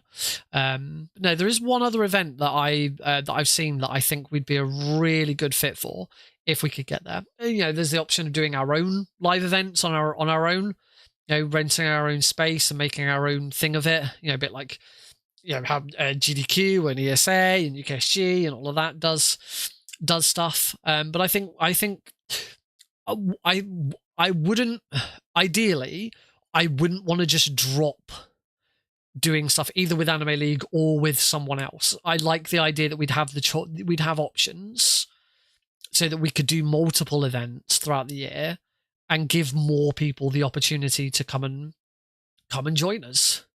You know, as Garlips and some of the other people in Garlips' area have talked about, they're closer to France than they are to London because of where they live, and for them trying to get all the way up to Glasgow, I'll use the one major example. Trying to get all the way up to Glasgow just isn't viable. I've only been once, and ever since Alex came along. In fact, I can't remember if Alex had been born when I first went, or maybe no. I think when I did UKSG, it was the year Alex was born. So it was like I went to UKSG and then a month later Alex was born. I can't remember. In any case, you know, I've looked at the costs of trying to go back to UKSG, and I cannot justify it. I cannot justify the cost of either getting a train or getting a flight up there. And even if it was just a hotel room for one night, if I was to do it again, I'd only do it for one night. I did it for 2 nights last time, but I'd only do it for one night. But even then, it's too much. It's far too much money for what the event actually is and what I personally would get out of it. If I had loads of friends that were going, you know, and I knew that it's like the one time of year that me and my huge group of mates all meet up and all have fun and do all of that, then yeah, I would. But that's not what it is for me. It is for a lot of people, but that's not what it is for me. And I can't afford it. I need it to be so much more than it is to be able to afford going. So I like the idea that Albion is in a really good position to try and do stuff in different locations around the country to give more people the opportunity to do this kind of stuff. You know, obviously we're in Manchester, it's still up north. So for the likes of Garlips and all the other guys who are down south, I specifically mentioned Garlips because Garlips was the one who specifically mentioned where they live in relation to everything else. You know, it's still a fair trek, but it's not as big a trek as you know, centre of Scotland. outside Stockholm, which is where ESA is held, or BSG is in Amsterdam. I'd love to go to BSG. BSG's fine. BSG's in Amsterdam. That is the exact location BSG should be. It has always irked me a little bit that despite ESA being the European speedrun assembly, it's always in Sweden. You're the European. You're not the Swedish speedrun assembly. You're the European speedrun assembly. Why are you always in Sweden? I say always in Sweden, and for the past so many years, it's been certainly this side of COVID. It's always been in Sweden, to the best of my knowledge. I might be wrong. You know what? I'm gonna, rather than just make assumptions, I'm gonna check. I'm gonna actually check, because I could just be talking out my arse, and if so, that's not good. So July 31st to August 8th this year, Malmo, Sweden. It's always Malmo in Sweden. And the other problem is Malmo's not easy to get to. You have to fly to Stockholm, and then you either have to get a bus or a train or a coach or rent a car and drive to it.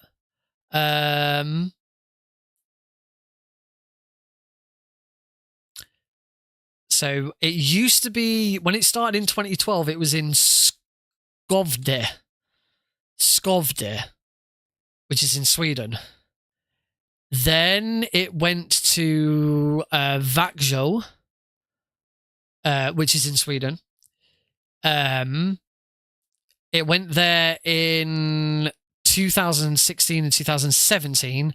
Then from 2018 onwards, ignoring 2 events during the pandemic, it's been at the Quality Hotel View in Malmo, which is again in Sweden, and all of the that's only the summer events. I'll have a look at the winter events. Vaxo, Malmo. So yeah, ESA has only ever been, despite being the European speedrunning assembly, ESA has only ever been in Sweden. Which again, it does make me think, why aren't you just called the Swedish speedrunning assembly? Presumably it's because the founder is Swedish, and you know all of the equipment and everything they do is all in Sweden. But I don't think that's a very good excuse. You know, okay,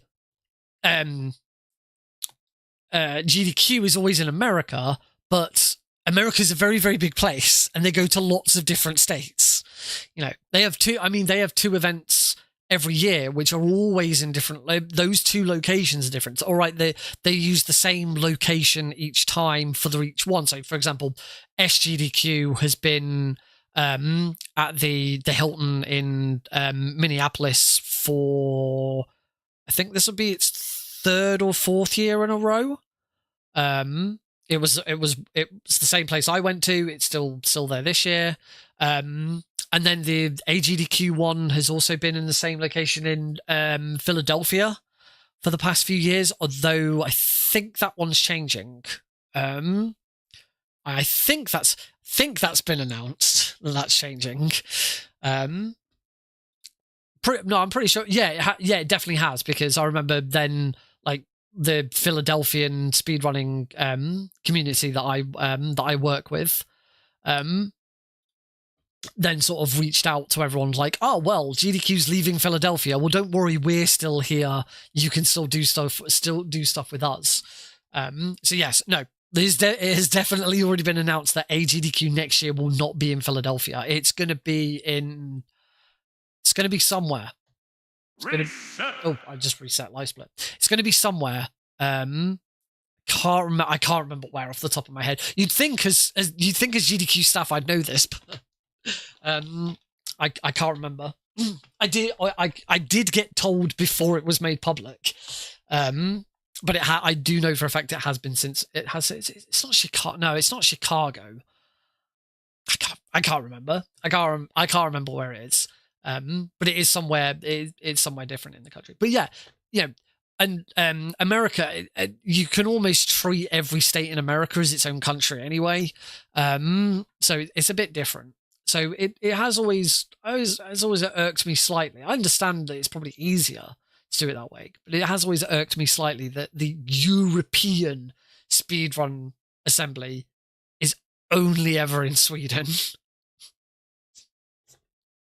There's more to Europe than just Sweden, folks. In the same, let's be real, in the same sense that the United Kingdom speedrunner gathering is always in Scotland, there are three other countries within the United Kingdom. So that's kind of why one of the goals of Albion is to try and do stuff in different locations to give more people the opportunity to do stuff. So yeah, that was a big tangent. I wasn't expecting to go on for so long, but it did. I was actually trying to go around to the idea that whether or not this first event works, we're not done because we've already got our second event decided. This came out over the weekend. If you haven't already heard, I personally was approached, and then once I was approached, I took it to the rest of the team. I didn't just make the decision; I took it to the rest of the team. But I was approached by a representative from the Italian speedrunning community, who have got a marathon. I believe it's the second weekend of May, so I want to say 9th and 10th of May. And they approached me to see if Albion Speedrun Collective would be interested in providing an English restream of their Italian marathon. Now, I've never done a restream before. I've worked on restreams. I did provide some commentary for a restream once. I can't actually remember what. I think it was Metal Gear Solid 1. I think it was probably Speed-Ons, the French one. Which incidentally, Speed-Ons, the big French speedrunning marathon, is the same weekend, and it's GDQ who are doing the English restream. So our English restream of the Italian speedrunning marathon is the same weekend as GDQ's English restream of the French one. And I've also applied to be on GDQ's one. So yeah, there's a bit of cross-contamination going on all of there. I don't know who's to blame for the Italian and the French one being the same weekend, but it's fine. So yeah, we are. I took it to the team. The team all seemed to be excited about it. And I sort of thought about how you go about it and figured a restream's really not that difficult. We'd need a basic overlay just to put the name of the commentators and any other English information.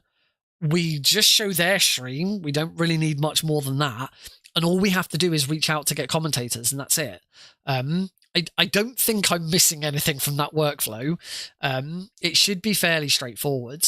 I'll find the link for anyone who's in the chat now who is interested. Applications to commentate are currently open, and they will be open until I want to say the 19th of April. I think the weekend after next weekend. Let me find it. I have the link. Copy link address. So here is the link to the form. You're gonna get that. I think you're gonna get that twice. No, you're not gonna get that twice. You're only gonna get it once. Oh, apparently YouTube's not gonna get it at all. Oh, no YouTube broadcasts. That's not true, is it? I hope. Oh, that probably means that if anyone has, no one's messaged. No one said anything on YouTube anyway, so it doesn't matter. Right, let me just repost that to any YouTube viewers as well. There we go. So there is the form. Nominations are. I keep saying nominations. Applications are open until. I didn't put it on the form either. I didn't put it on the form. I didn't put it on the Blue Sky post. I think I only put it in the Discord server or any I messaged a bunch of different Discord places for it. Let me go and find it. Announcements. Sunday the 19th of April. So sort of end of day, Sunday the 19th of April is the application deadline. We're looking for up to 3 commentators for every run. Obviously we will run it as long as we've got at least 1. If we have 3, that'd be great. I know that there's at least 1 run where we've already got 3 people applied for it. Hogs of War has been really popular. Hogs of War has been the most popular run that people have applied for. I've personally applied for Vice City because of all the runs that are on there, it's the only one that I've done myself. Obviously, our crew will try and fit, if we get to the end of it and there is still stuff missing, our crew will try and pick up and we'll share out what's missing so that we can still do every single one, except Harry Potter and the Goblet of Fire. We are not going to be showcasing that for obvious reasons. Yeah, and it doesn't matter what level of commentary experience or what game experience you have. We ask on the form what your experience is with the game that you're applying to commentate for, only because if there are more than 3 people who want to commentate for it, then we will go with whoever's got the most experience. If we've got one person who said, I've played the game casually a little bit, but we've got 3 other people who said, I'm a runner of this game and I run the leaderboard for it, then we're obviously going to take the ones who know the speedrun well rather than just the person who's played it casually. But I'm not expecting us to have blowout. I am fully expecting that for the majority of games we will just take whoever applies because that's all we'll have. There will be some games where we won't have anyone and we'll need crew to fill in. And I do think we've got at least one game already where we will actually have to turn someone away. Let me check. I haven't actually looked at the responses in a couple of days, so it'd be good for me to have a quick look actually. Last I checked, I think we had 8 responses. Obviously that includes myself. And that hasn't changed. I need to do another push for it. Yeah, I think we might, as I say, I think we might have, we've definitely got one game that already has 3. So no, we're not turning anyone away just yet. But anyway, if you'd like to commentate, as I say, it doesn't matter what your experience is with the game. Obviously you need to know it somewhat. You need to, or you need to say, I don't know this game at all, but it looks really fun. I will do a bit of research before the event. It doesn't matter what your level of commentary. If you've never commentated before, this is a great opportunity to come along because you're not commentating alongside the runner. Or anyone else involved in the actual event. So if anything goes wrong or you mess up, no one really cares. It's not like you're doing it for GDQ or someone really big. You're doing it for the Albion Speedrun Collective. We're brand new. We're not expecting to have thousands of viewers for these. This is an absolutely fantastic opportunity to get some experience commentating runs if you've not done it before. And there's loads of really fun, interesting games on there. Just to pick out a few, Pizza Tower, Hogs of War, both Hollow Knights. So Hollow Knight and Silksong are both on there. Breath of the Wild, Resi 5, Resi Requiem, Portal 2, Dark Souls, Claire Obscure, Jack 2, Jack X Combat Racing, Antichamber, Doom, Donald Duck Going Quackers, Mario Kart DS, multiple NES games, Ocarina of Time, Scooby-Doo Night of 100 Frights, Vice City, Chicken Run, Jet Set Radio, Sifu, New Super Mario Bros. Wii, Here Comes Nico, Hogs of War, Distance. I think I didn't say them all in order, but I decided to just say them all in the end. So those are all the different games that are available to commentate for. So if, as I say, if you've never commentated before and it's something you've always wanted to do, this is an absolutely fantastic opportunity to give it a go. Because, as I say, there are very few people who are going to judge you on your performance. And it's, you know, it's going to be laid back. It's going to be breezy. We're not going to be taking it uber seriously. We just want to make it fun and provide a bit of context to English people what's going on in this marathon. Anyway, I've waffled on for long enough. It's time for another run. I'm in a position where I'm happy enough to try this train wreck again. Let's giggity. All right. For the second time, and probably the last time this evening, because this run is, you know, by the time this run's come to an end, it'll be about 11:30. I'm not intending to go on much. I'd like to get a good night's sleep, particularly if I'm having to get up earlier to go to work because of trains and stuff. Anyway, in 3, 2, 1, go! Hey Tom, that's really good timing. The world was split into two, East and West. This marked the beginning of the era called the Cold War. Haven't decided yet if I'm going to stream tomorrow night. I'm here tomorrow night. I go back to my in-laws on Thursday, and then Friday I drive up to Manchester and we set everything up. But tomorrow night I am here on my own again, so I may. It depends how this run goes. If this run goes horrendous, then yeah, we're probably streaming again tomorrow night to practice this. But if this run goes really well, then maybe I won't. Depends how tired I am. It depends if I need to do anything else, because tomorrow night's kind of my last big opportunity to get shit done. The main thing I do have to do tomorrow night is the rest of my packing. I haven't done all of my packing yet, because some of it's stuff that I still want access to, so like the stream PC. Oh, really?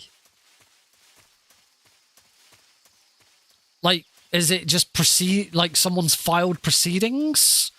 We've only just started this run. I'm tempted to stop. I'll wait. I'll wait to see what you say about it.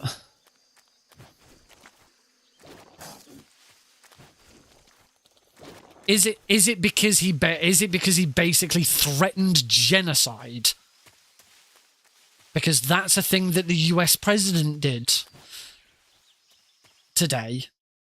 Basically threatened genocide, which last time most people looked was against the Geneva Convention and is a war crime. Even just the, like, not even going through with it, even just the threat of it, which is what he's done.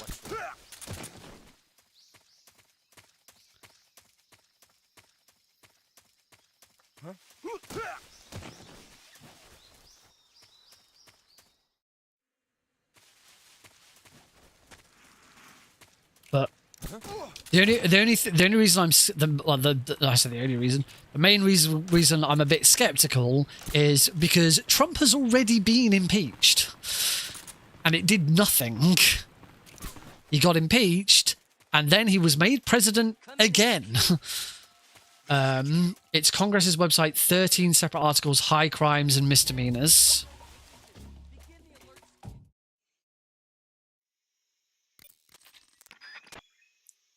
So, am I right in thinking that's to say Congress are bringing articles of impeachment against him?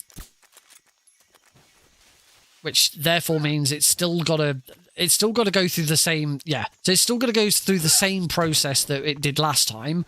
Last time it went through and he was impeached, and then it went to the Senate, and because the Senate was packed with Trump's judges, it did nothing. The Senate did not uphold it, because I think for the Senate to is either the Senate or the Supreme Court, I can't remember which way it works.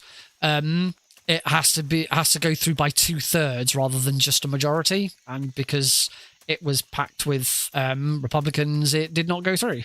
So it's still good. It's still good that articles of impeachment, because the process has started. But yeah, I think everyone's kind of hoping that this one sticks. You know, he is the most unpopular president that there's ever been on record. Yes. And yeah, as I say, he's basically threatened genocide in a Truth Social post, where he was trying to remember the exact words that were used. It's something like an entire civilization will be obliterated or destroyed or cease to be, something like that.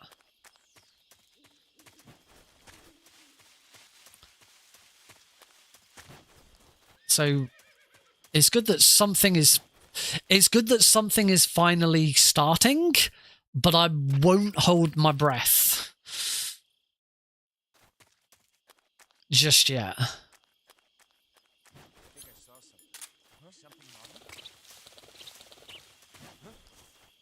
Started cooking that grenade way too early.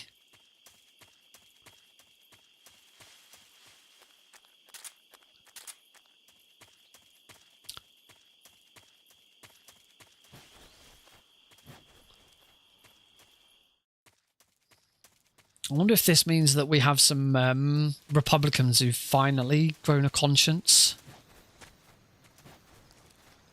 Yes! 2 runs in a row. Now I'll go and spoil it all by doing something stupid like warehouse. No, I said warehouse and not warehouse 1 or warehouse 2 because it doesn't matter. It'll be one of them. Or it'd be both of them. Because it always is.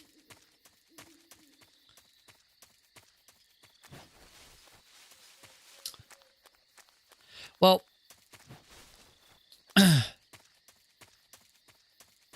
America, whatever it is that's going on, good luck. We're all counting on you. Don't fuck it up this time, please. For what is more and more seeming like the fate of the world, don't fuck it up this time.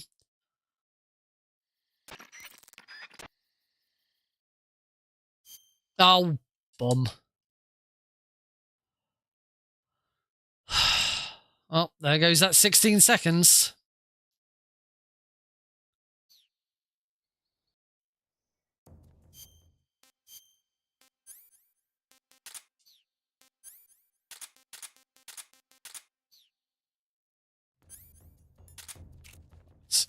Shoots.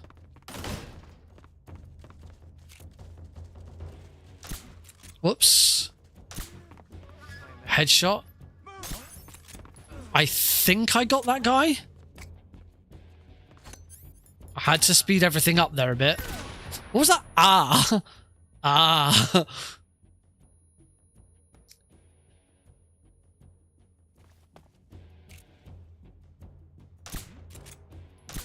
Got him.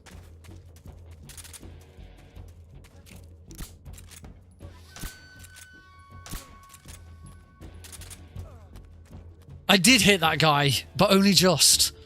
Cool, it's all good. And I'm still in the green, just. Oh, excuse me.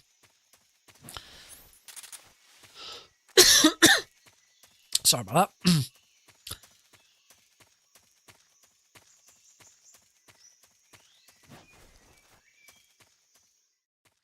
What we haven't talked about Artemis 2. I'll be honest, I've probably not been following it as much as I should have, because this was history in the making. But I did see a video of the launch. I've seen some of the pictures. I have been reading the news. I've just not been sort of watching and following along like really, really closely. But it is quite incredible. Considering where the world is currently at, particularly where the US is currently at, like it is just nice that we actually have some really, really good news, and something that actually is really meaningful, and you know, pushing mankind. As of yesterday, a group of people have ventured further away from the Earth than anyone has ever done before. They PB'd at going away. They got a PB at getting away from the Earth. And I do think it's an incredible feat.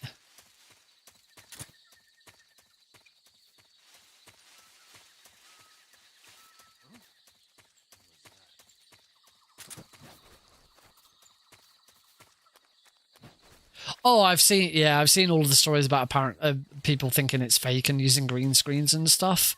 So there's just people out there who will never be satisfied.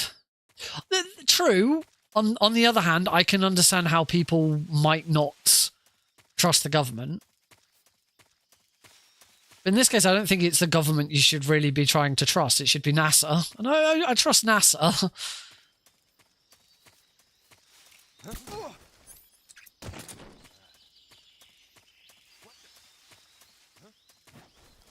Alright, Ocelots.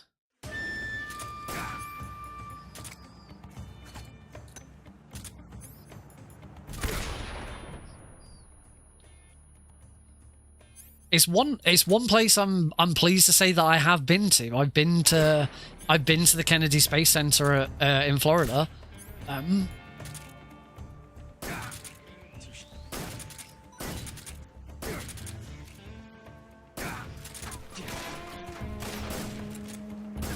Got him. Nice. That was a nice finish at the end there.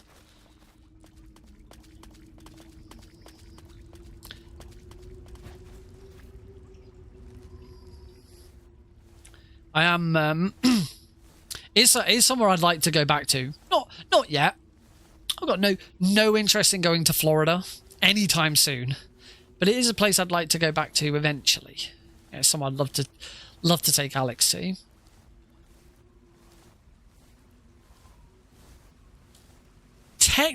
Technically, Alex has been to America. Technically. Depends. I suppose it depends on your definition of when life starts. Heidi was pregnant with Alex when we went to the US. It's kind of it's part of the point.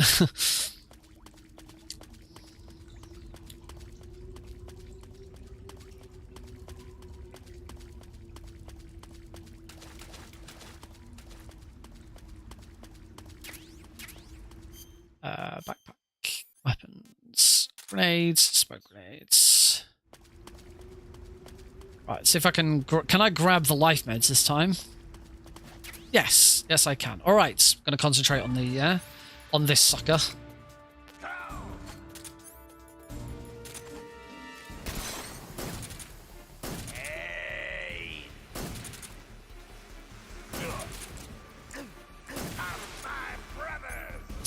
And again, somehow that smoke grenade hasn't stopped them all.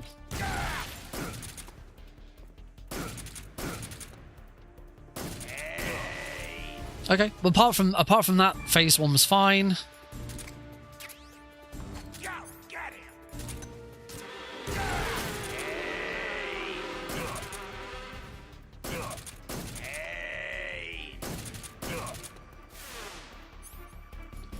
We don't get the super fast phase 2, but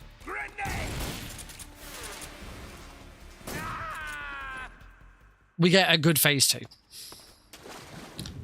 So slight slowdowns in both phases, but overall it's the pain done in one go, and that's the important bit. That's the bit that we're focused on.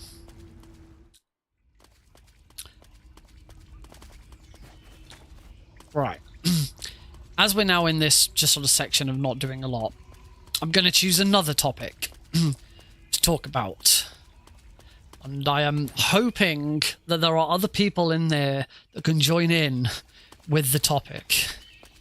Because I've got nobody to talk to about it at the moment. And it's really annoying. Is anybody watching TV at the moment? Anyone been watching any television at all? In particular, who's watching Daredevil and who's watching Maul Shadow Lord? Because I'm watching both, and they're both great. And I don't know anyone else. Is the only other person I know who's watching either of them is Heidi is watching Daredevil with me. She's not watching Maul Shadow Lord because she couldn't give a shit about Star Wars.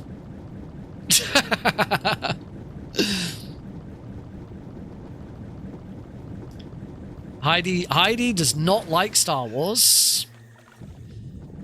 Is it because Heidi doesn't like science fiction? Not in the slightest. Heidi absolutely loves Star Trek. Heidi loves Star Trek and hates Star Wars. I love Star Wars. I don't hate Star Trek. I'm not that fond of it. I've watched the films. One of them was okay. One of them was good. One of them was awful. And one of them was really good. The third Star Trek film is actually really good. First one I'll take or leave. Second one is awful. Despite being a huge Benedict Cumberbatch fan, the second one's awful.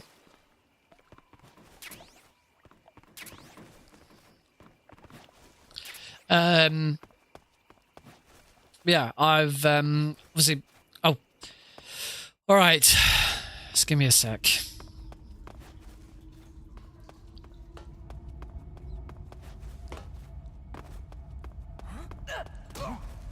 What happened?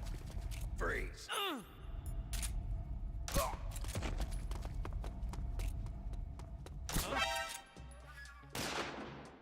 There we go, and that's Foxhound. Maybe I need to go. Maybe I need to go back.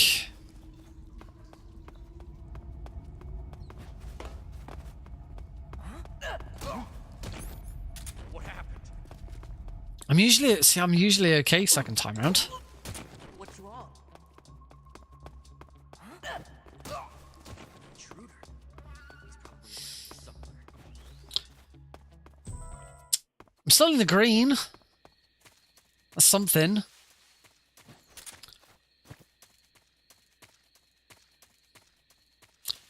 But anyway, yeah. Heidi and I have been trying to watch a lot more lately because we've really sort of let some stuff slide and really not kept up with stuff.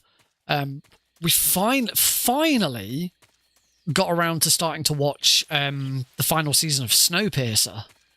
We loved Snowpiercer when it first came out. Watched 3 seasons. Is it 3 seasons or 2 seasons before Netflix cancelled it? Well, not Netflix. Whoever it was who was making it, who then distributed it to Netflix.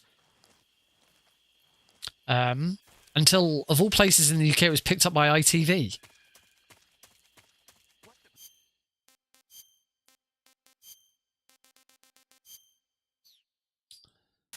Not so fast.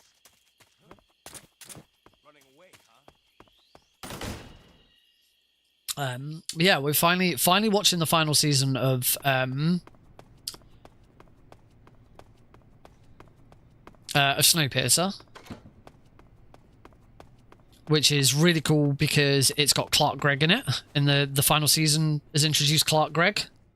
For those who don't know, Clark Gregg is really only famous for one thing, and I hadn't realised until we started watching the final season of Snowpiercer that I have only ever seen Clark Gregg in one thing.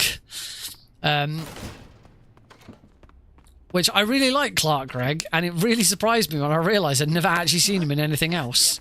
Clark Gregg was Agent Coulson in the Marvel Cinematic Universe. So first appeared in Iron Man 1. He was in the first MCU film. And I did watch the whole of Agents of S.H.I.E.L.D. I really enjoyed Agents of S.H.I.E.L.D. It had its ups and downs. But overall, I thought Agents of S.H.I.E.L.D. was really good. And obviously, I think outside of Agents of Shield, Clark Gregg's final appearance in the MCU was Captain Marvel. Don't think he's been in anything since Captain Marvel. Yeah, final season of Snowpiercer's enjoyable so far. Very different from the other seasons. That's kind of a given based on where the story had gone.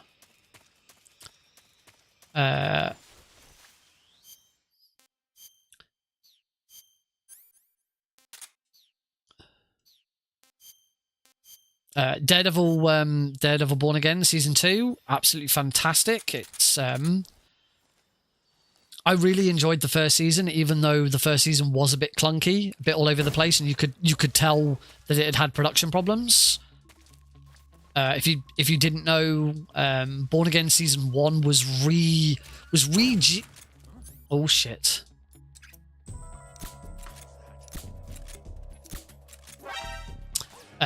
Born Again Season 1 was rejigged after the original showrunner was let go. Partly because the original intention was for it to be basically a complete reboot. It still used the same actors, but the intention was for it to be a complete reboot of Daredevil, and not linked to the original series at all. But it got a new showrunner and it got rejigged. They brought back more of the original cast, and it was really good in the end. But you could tell that it was a bit all over the place. Season 2, they've done it correctly from the start, and it shows. It's been fantastic so far. Certainly the best Marvel television since WandaVision.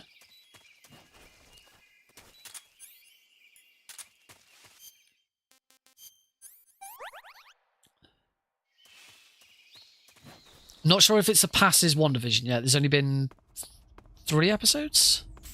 Ah, bomb.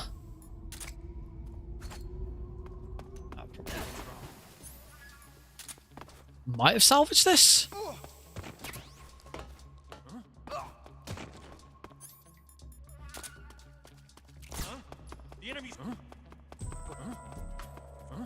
He's going to turn around. I don't understand what I'm doing wrong with that guy to have him turn around, but we are back in the green because that was first. Okay, it wasn't perfect, but it was first try. In fact, it was far from perfect because I went into it with the wrong weapon. I had to shoot the guy at the end, but somehow I made it through.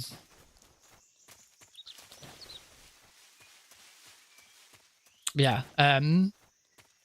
If you have enjoyed Marvel, if you've enjoyed Marvel television in the past, but have mostly given up on it, I would. But you know, you definitely did enjoy it in the past, and you'd like to see something good again. I would highly recommend Daredevil Born Again Season 2. So far, it has been very, very good.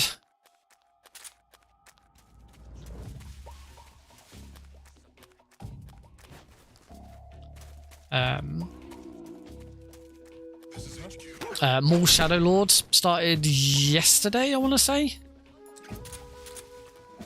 And I'm enjoying that so far. It's pretty good. I really enjoy the animated Star Wars stuff. Partly because the animated Star Wars stuff isn't designed for kids. It is More Shadow Lords has got a 12 rating, I think. 3, 4, 5, 6, 7, 8.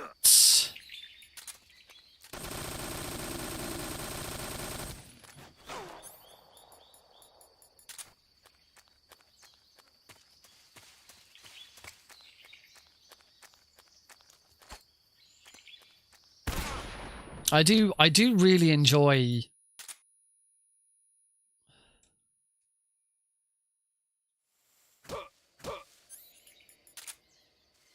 Nah.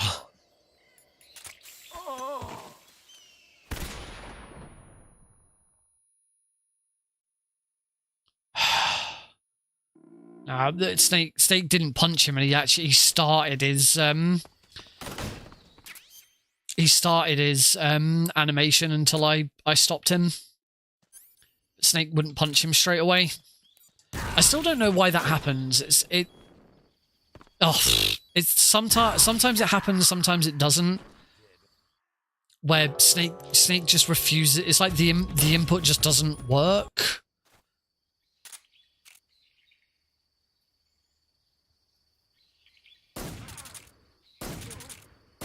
I've always assumed it's a positioning thing.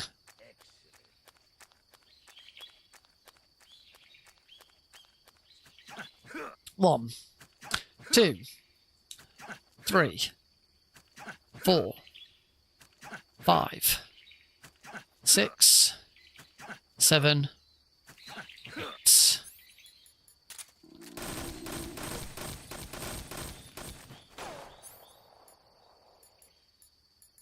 Come on, Nick, choose a weapon.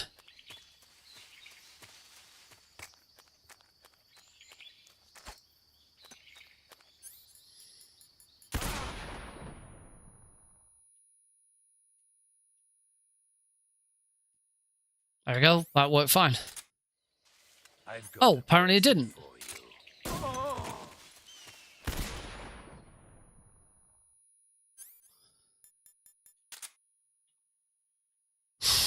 I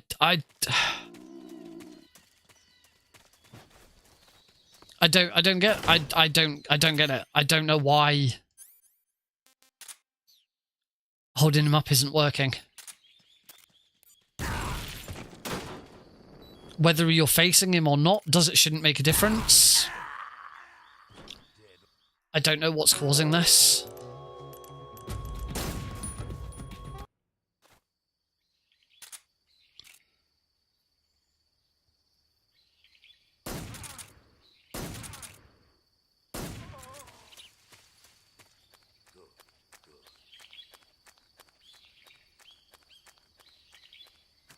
One, 2, 3, 4, 5, 6, 7, 8.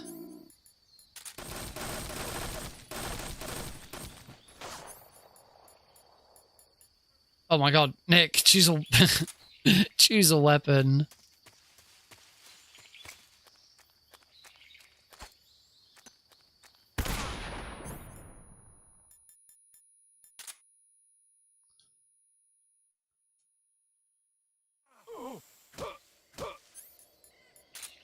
Freeze. I don't know, maybe I just wasn't being quick enough.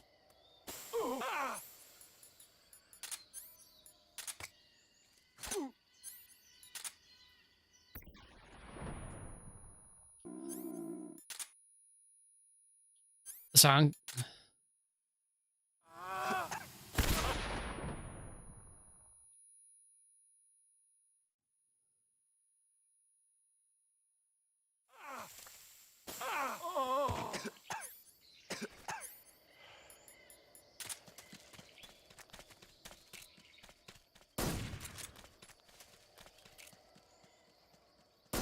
Oh.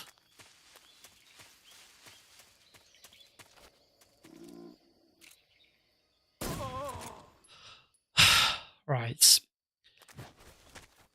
Should be doing no reset runs, but I am tempted to restart. I'll leave it up to oh no, still want that. Get rid of that, get that. I'll leave it up to you guys though. I will restart if people think I should restart. Or if we want to just keep going. Let me know your thoughts. We are through, as I said, I should be doing no reset runs, but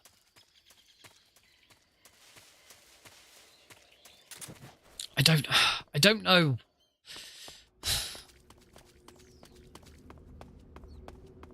Follow your heart. I was hoping that these would be getting better, but they don't seem to be getting much better. Use the Force. Now that that's all over with, I'm gathering from the lack of much response that that no one is watching Daredevil or more Shadow Lord. Does anyone have plans to watch The Boys tomorrow? The final season of The Boys starts tomorrow. Any Boys fans out there? Trying to think of anything else I've been watching that anyone might have any interest in whatsoever.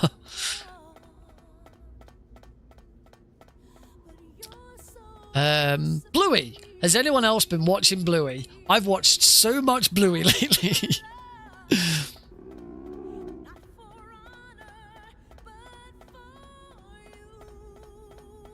Latest season of Mock the Week just finished. Just as that finished, a new season of Have I Got News For You started.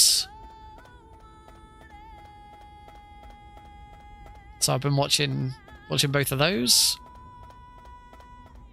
I actually watched quite a lot of the American version of I Got News For You, because it's up, they post it all on YouTube.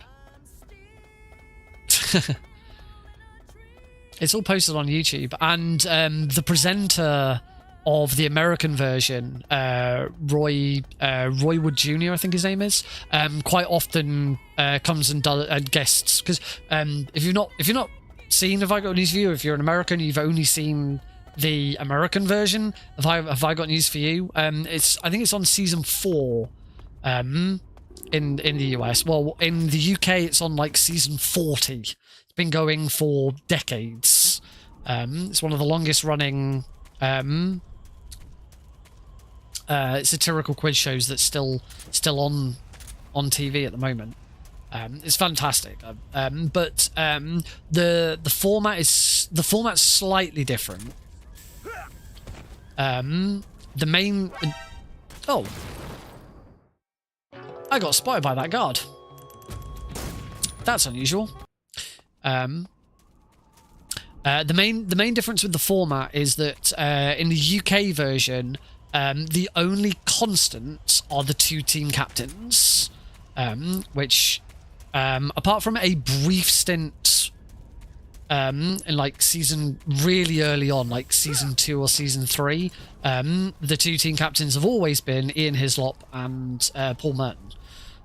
There was a brief period where Paul Merton wasn't a team captain because he decided to do something else, and actually ended up as a guest once.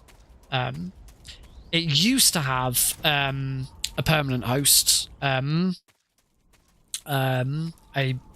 presenter, guest comedian called Angus Deaton. But he got embroiled in a bit of a sex scandal. And after it happened, they aired an episode, and he got absolutely roasted and destroyed during the episode. And after that episode, he never hosted it again. And so from then on, they switched. They switched to a format. I think Angus Deaton used to also present Have I Got News? Would I Lie to You? Until it got replaced with Rob Brydon. I'm pretty sure Angus Deaton used to present that. Oh, what? Mock the Week's my favourite of all of them. Mock the Week got cancelled a couple of years ago, and it's only recently that it got picked up by TLC. For a remake. The new version is longer. It runs over an hour, but with ad breaks, whereas the old version used to run for 25 minutes without ad breaks. So it is a lot longer.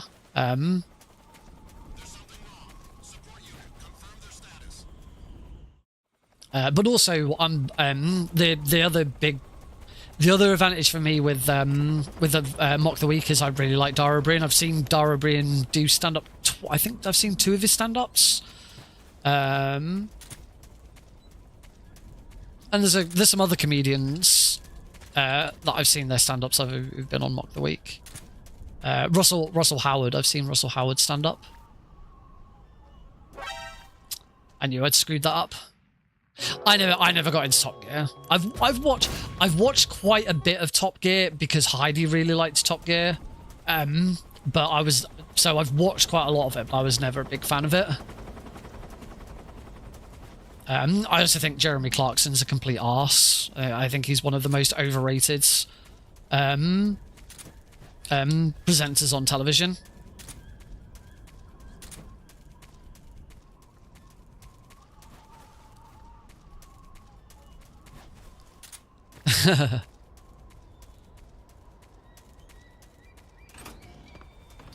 Yeah, going back to what I was saying about have I got news for you?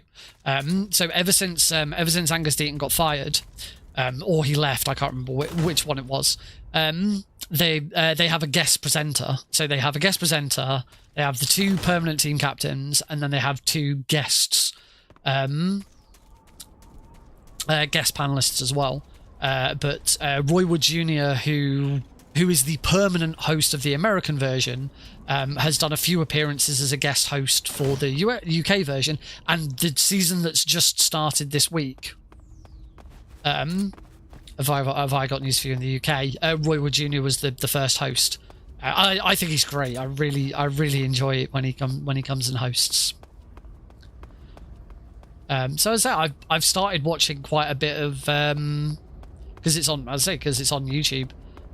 Not like just some random YouTube person uploading it. It's the official home of it.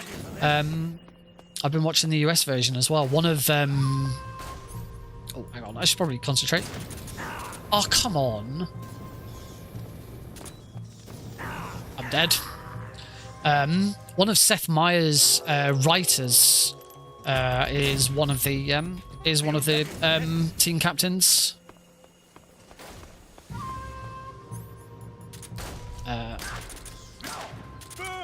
And I watch. I don't know what it is or why I necessarily got into. It. I go like really good RNG the second time round. I wish there was a way of resetting that fight without taking a death. I don't know. I've been watching Seth Meyers for years. I don't know what it is. I can't remember exactly how I got into watching Seth Meyers. But I really enjoy watching Seth Meyers. So I do regularly. Not all of it. I don't unless it's a guest star. Unless it's a guest that I really like. I don't tend to watch the interviews. I tend to watch the opening monologue and a closer look, because American politics is a bit more interesting than UK politics. So I tend to get most of my UK politics information from Have I Got News for You and Mock the Week. And then I'll get all of my US politics from Seth Meyers. And I've actually started watching Jimmy Kimmel as well. I watch quite a lot of Jimmy Kimmel now as well. And I occasionally watch some Daily Show as well. And yeah, apparently I really like American late night talk shows. It's something we don't really have in the UK. That American late night talk show. The closest we've got is the Graham Norton Show, which is a very different format. I don't want weapons. I want camouflage. But yeah, it's really something. I think we've tried. I think we've tried, but like no one's ever really properly cracked it. Jonathan Ross has his own show as well, but again, it's not really the same thing. Oh, we both thought of Jonathan Ross at the same time, seemingly. But it's still not quite the same. it's not the difference with the likes of Kimmel and particularly Seth Meyers is they're all comedians, or they've all worked in comedy. You know, Seth Meyers is a Saturday Night Live alumni, for example. You know, Seth Meyers is a former host of Weekend Update, which I don't watch a lot of Saturday Night Live, but I do watch Weekend Update. Because I really like Colin Jost and Michael Che. Partly because Colin Jost is the luckiest son of a bitch in the frickin' world. Fucking. He gets to host Weekend Update and work on Saturday Night Live, and he's married to Scarlett Johansson. Who did he fucking kill in a previous life to get hold of that?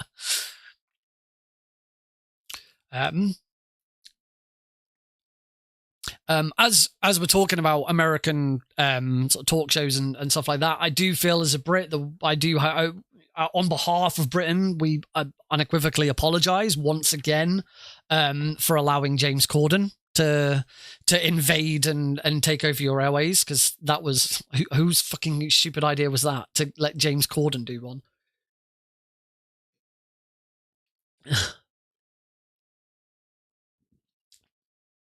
I have never liked James Corden.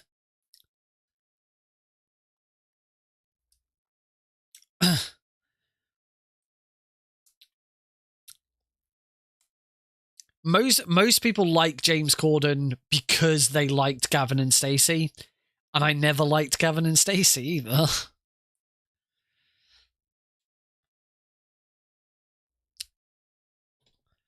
So I've always thought James Corden is massively overrated. I am a patient man. You'll notice I have not put the all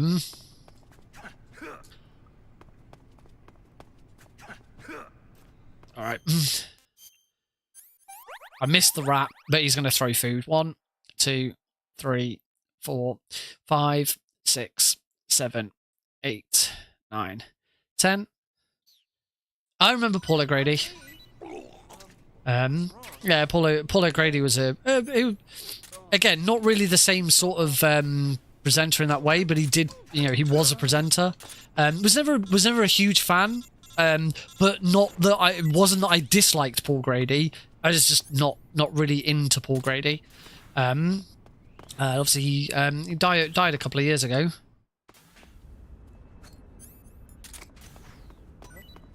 What's that sound?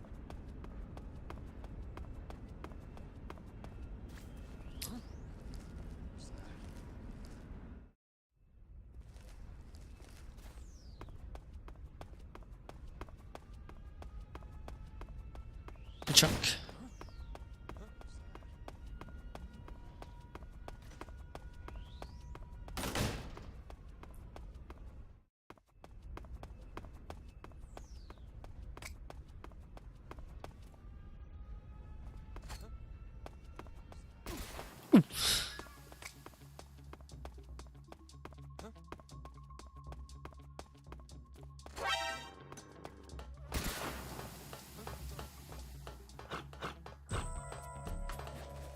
Oh, excuse me.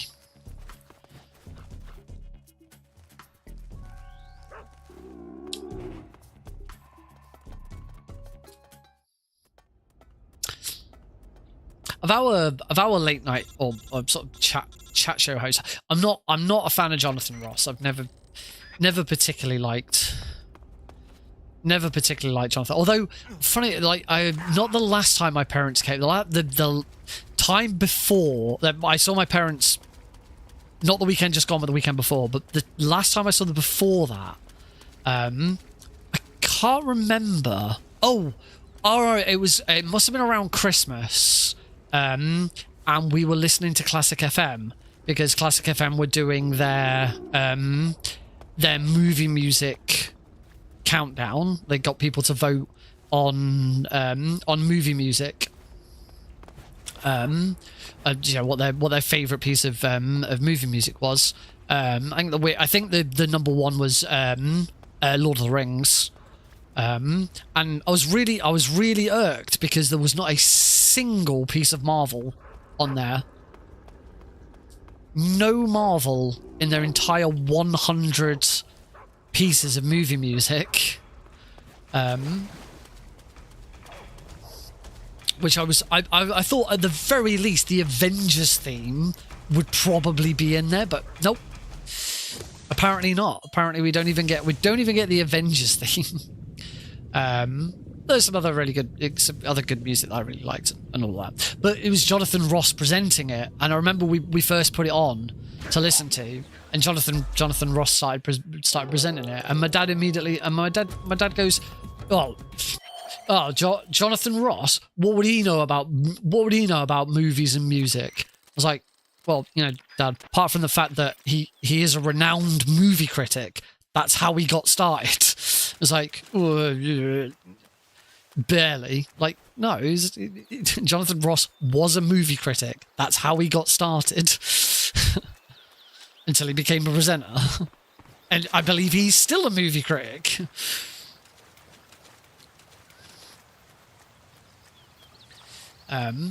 Yeah, I've never been a huge fan of Jonathan Ross. Graham Norton, I'll take or leave. I don't mind Graham Norton. I don't I wouldn't really choose to watch the Graham Norton show because I don't like him enough to want to watch that. But I think he does a very good job presenting. You know, he does a very good job every year presenting Eurovision. I do think he's a very good presenter. Just I wouldn't go out of my way to want to watch him. Oh yeah, that's the whole reason why Jonathan Ross got fired by the BBC, because was the jokes him and Russell Brand made when they prank called I forget the name of the actor. He played I think it was Manuel in Fawlty Towers. And yeah, they were just awful. Again, that's another reason that I don't really like Jonathan Ross, because I thought that what he did there was just ridiculous and stupid and just mean for no good reason. I've got everything. A slight pause delay whilst the game loads the Cold War camo.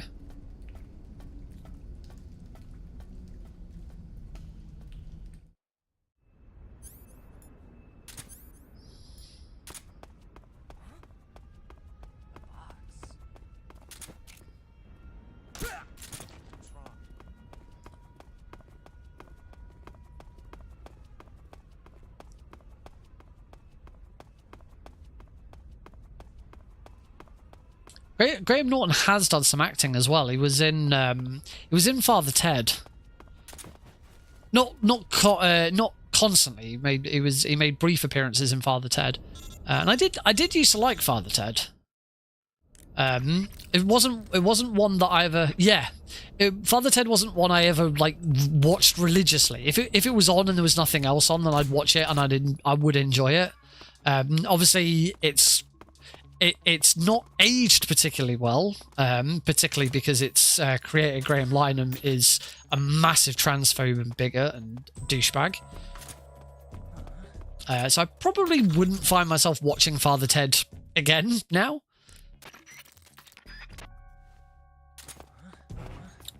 Oh, there's another one that I've been watching because we've got a new season of it. Has anyone else been watching the new Scrubs?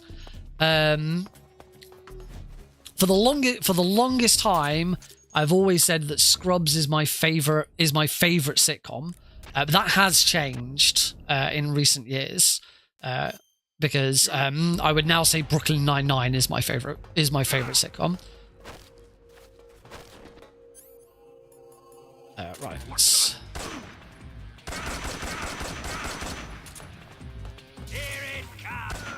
Nice.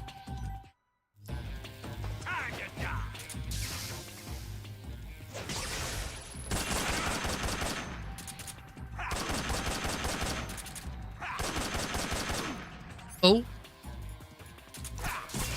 Ah, bum. One hit. I'm one hit off.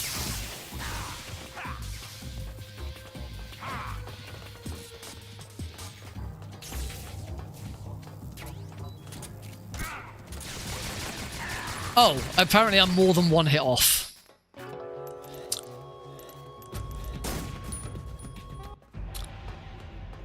Scrubs, the original series, I don't think the original, certainly very early few seasons of Scrubs, I don't think those have aged particularly well. There's a lot of early Scrubs which these days you probably wouldn't get away with.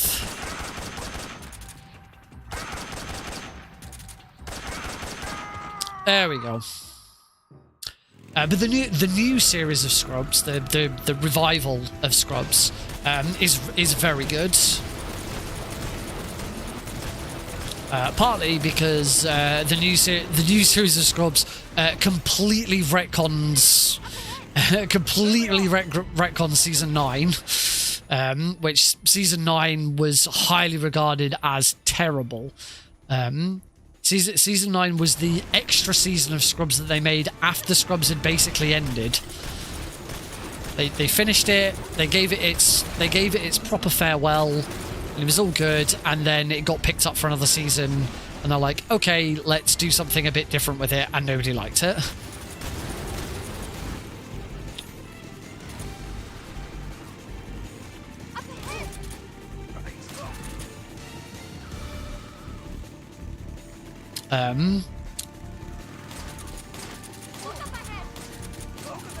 Yeah, like the very first thing that's declared in season 9 of Scrubs is that the old hospital got the hospital got demolished and replaced with a brand new almost a university, or a new teaching hospital, but it was a bit more of a school than a hospital. And in the new revival series of Scrubs, the old hospital still exists. It is set in the old hospital as it used to be, except it's not quite as it used to be. The original series of Scrubs was filmed, I believe, somewhere in America, but I can't remember exactly where. And it was filmed in an old abandoned hospital. It was an abandoned hospital that would have been demolished, but it got purchased by the film crew, or by the production, and they filmed in it for, you know, what, 10, 12 years, however long it was.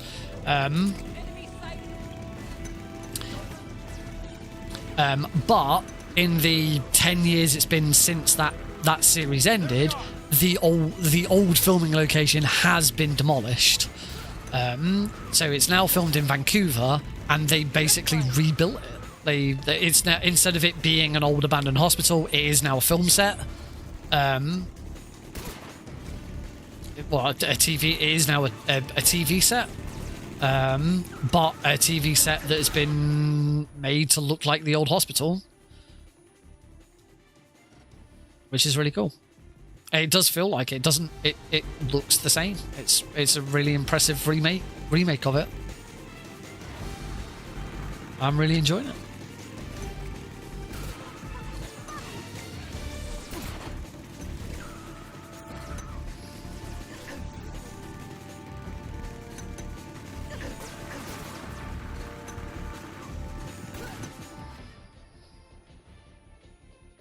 Don't you shoot me. Hey, look at what game series we're playing.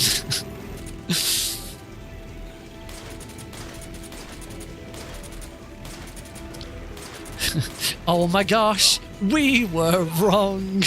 It was Venom all along.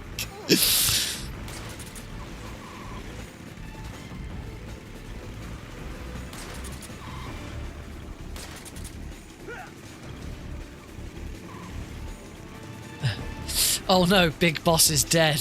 Oh, no he's not. Oh no, Big Boss is dead. Oh, no he's not.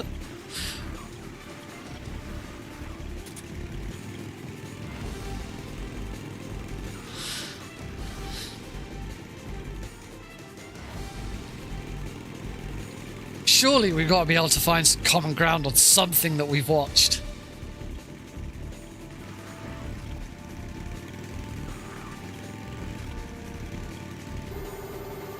Heidi and I have a good mix of stuff that we watch together and stuff that we watch separate. Sometimes they start one way and end another way.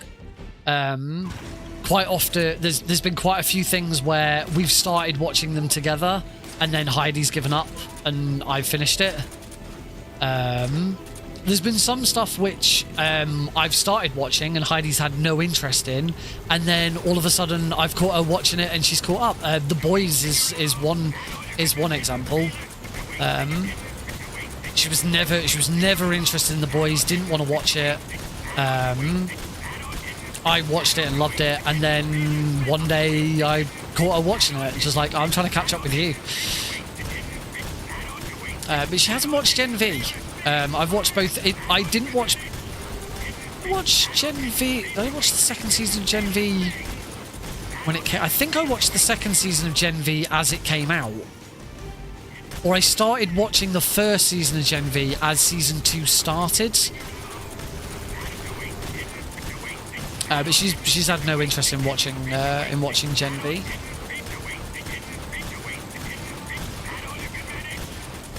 She didn't watch Diabolical either, which is the little animated episodes of The Boys.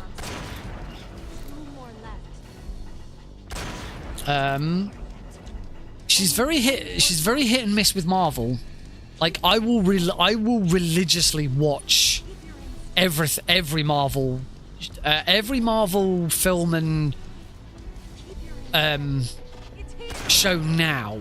There's some of the older Marvel Netflix stuff that I haven't watched. Like, I never watched Jessica Jones season 3. I never watched anything past season 1 of Iron Fist or Luke Cage.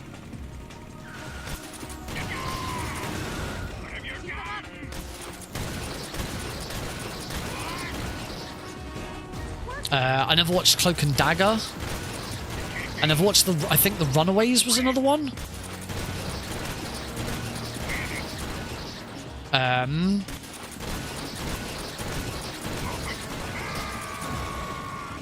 No, Eva.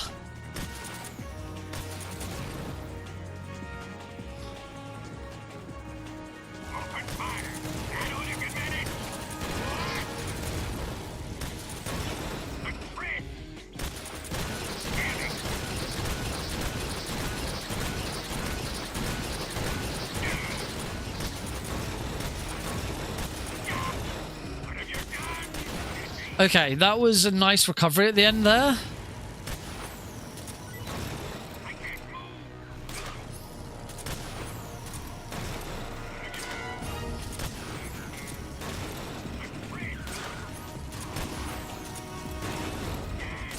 Nice. That was a really nice phase too.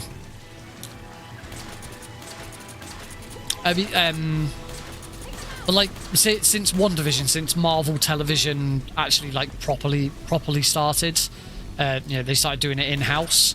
I've watched everything. I've watched WandaVision, Captain America and the Winter Soldier, and all the animated stuff. I watched Zombies. Season 2 of Marvel Zombies has just been announced. I think we both watched all of What If.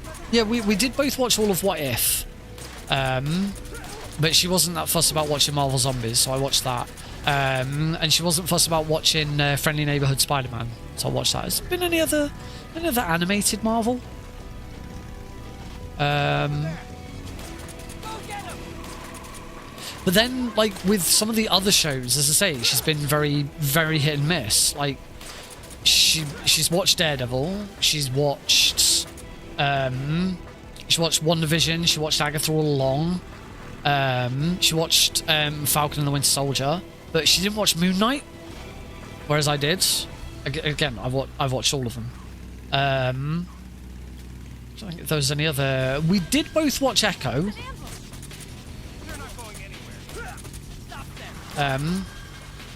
Which Echo was all right. It finished a bit quickly. It felt very rushed at the end. Oh, we did both watch Hawkeye. I liked Hawkeye.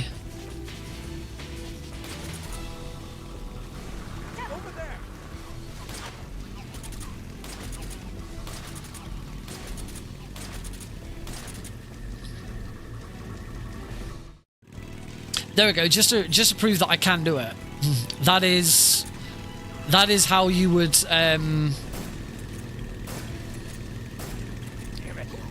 that is how you would take out that keratin non-lethally in European Extreme ideally without needing the Cold War camo.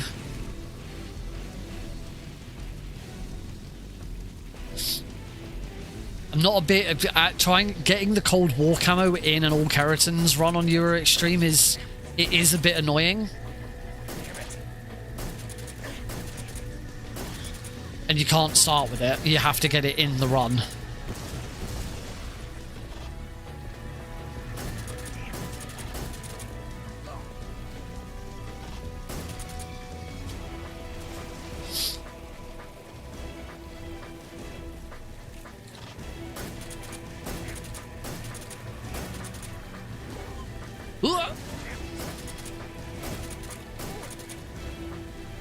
Have I missed any live action shows?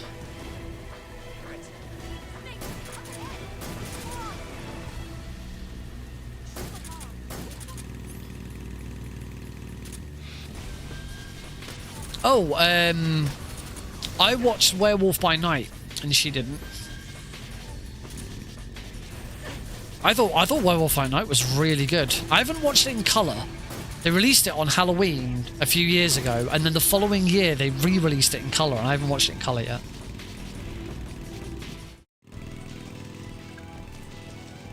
I can't think of any other. I can't think of any other shows.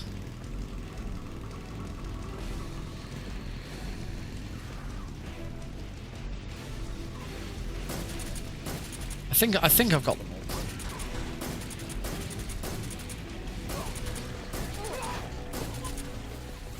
all. Oh, it doesn't really count as a. I don't think it really counts as a show, as a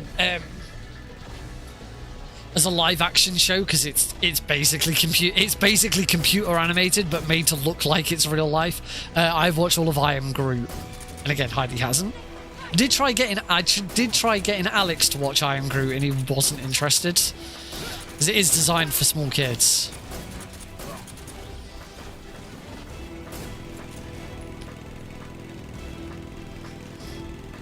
He knows who Groot is. He does at least know who Groot is. We've got a canvas of baby Groot on our stairwell. So I've shown him that, so he knows who Groot is. He knows Groot. He might need reminding who Groot is. There's only a few more adult characters, and when I say adult, I say adult, I mean like not preschool characters. Obviously, he knows who Bluey and Bingo are. He knows who Peppa Pig is. You know, he knows all of them. But anything higher than that, he knows Spider-Man, because he's got a lot of Spider-Man. No, I don't need that. He's got a lot of Spider-Man clothes. Spider-Man clothes, shoes. He's got a Spider-Man truck. I can't remember what you'd call them. One of these like you sit on and he pushes it along kind of car. He's got a Spider-Man one of those.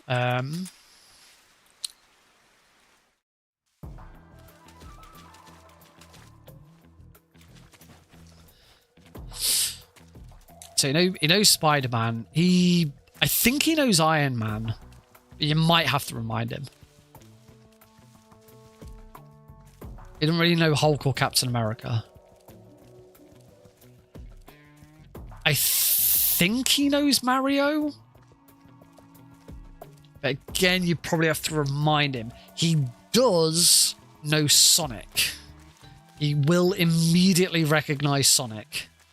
Nobody else. He doesn't recognize Knuckles or Tails or anyone else, but he does immediately recognize Sonic. And I have in the past got him to recognize Snake, but he tends to need reminding about Snake.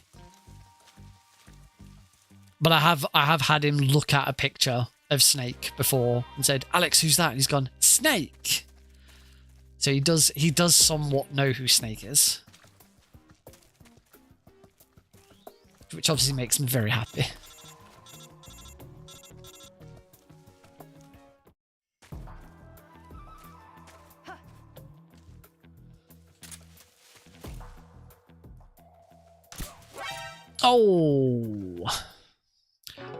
And he knows a couple of Pokemon. He knows Pikachu, obviously, and he knows Eevee. He knows Pikachu, Eevee, and he knows a couple.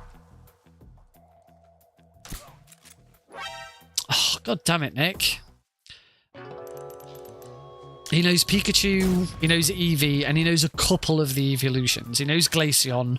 I think he knows Glaceon, Leafeon, and Sylveon. Oh my God, where am I going wrong here? Right, come on.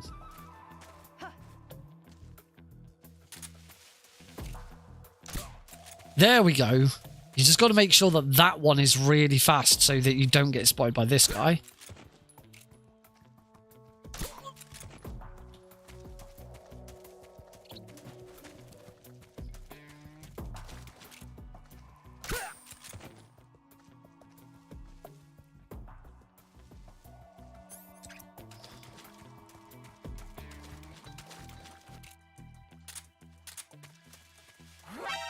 Oh, you can't actually run up to them and CQC them. They will spot you straight away.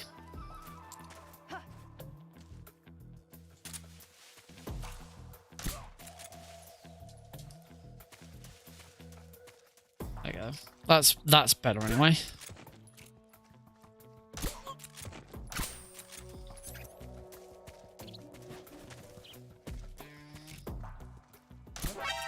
Oh, do it from behind the tree, dumbass. No, why I'm now just decided. Apparently just decided that I don't want to get through Zaizoy East. I just want to completely screw Zaizoy East up. Oh, no, oh, come on. I couldn't have done that much faster. So one disadvantage of the Cold War camo. You have a very, very low camo rating at this point. At least it means for this bit, I'm kind of well prepared for Tuxedo. It's like...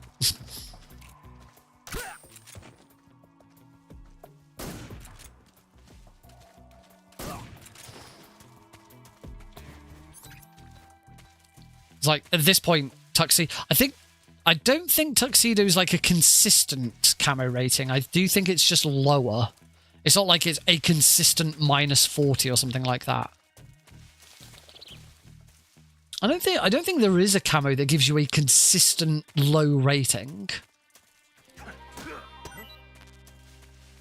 In fact, I think there's only two. I think there's only two consistent camo ratings in the game. And that is the easy gun giving you a permanent 75% for the easy gun. And then the spider camo giving you, I think it's a permanent 80%.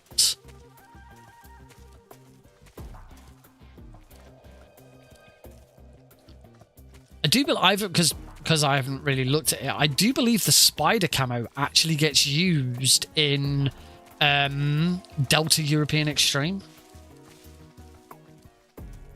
Because in Delta, because of the camo quick change system, it's actually viable to swap.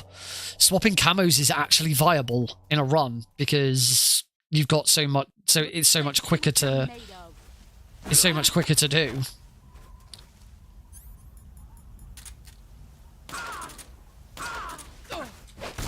Excellent, Jack.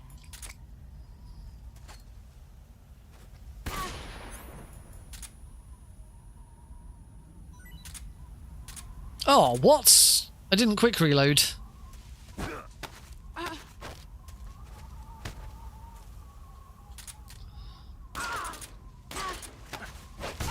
You're better than I am. Don't think this stun grenade works. No. It's not that. It is. It's definitely down to her health, not the number of stun grenades you've used. Get ready. Hate when she does that little jut to the side. Proper throws you off. Nice. No, and then grabbed her from the front. Run quick. Oh.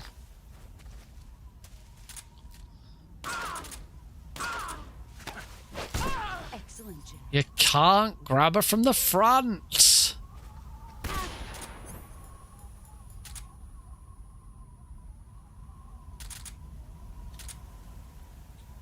You're better than I remember. I have to do this twice. Here I come. I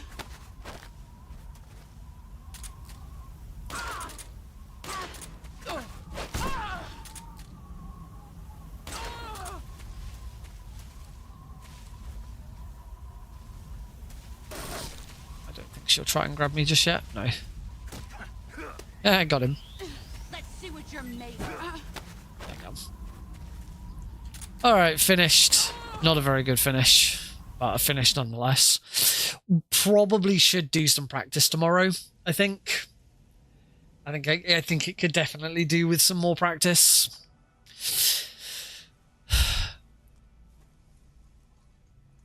Yeah. Which means it's another good reason to stop. Keep it safe. Quit early tonight. So that I don't get too overwhelmed with it tomorrow. So yeah, we will pick this up tomorrow. Give it another couple of runs, hopefully. And then sort of go from there. Yeah, that's going to be it for tonight. I am going to finish a bit early just so that I can get some stuff done before I have to go to bed. I've got a house viewing tomorrow, so I do need to make sure that this place is tidy. But yeah, thank you all very much for joining in. I hope you've enjoyed it. I know it's been a bit sort of mishmashy with the runs and just chatting and stuff, but I hope you've enjoyed it, and you'll join me again tomorrow for a little bit more. We will move back away from MGS3 next week. I need to reach out to my mini ghosts runners for Speedrun to see if they still need a tutorial stream, but I also need to start learning my own Speedrun run, which is the Smurfs 2, which is going to be interesting. But until then, folks, have a good day tomorrow, and yeah, I'll see you tomorrow night.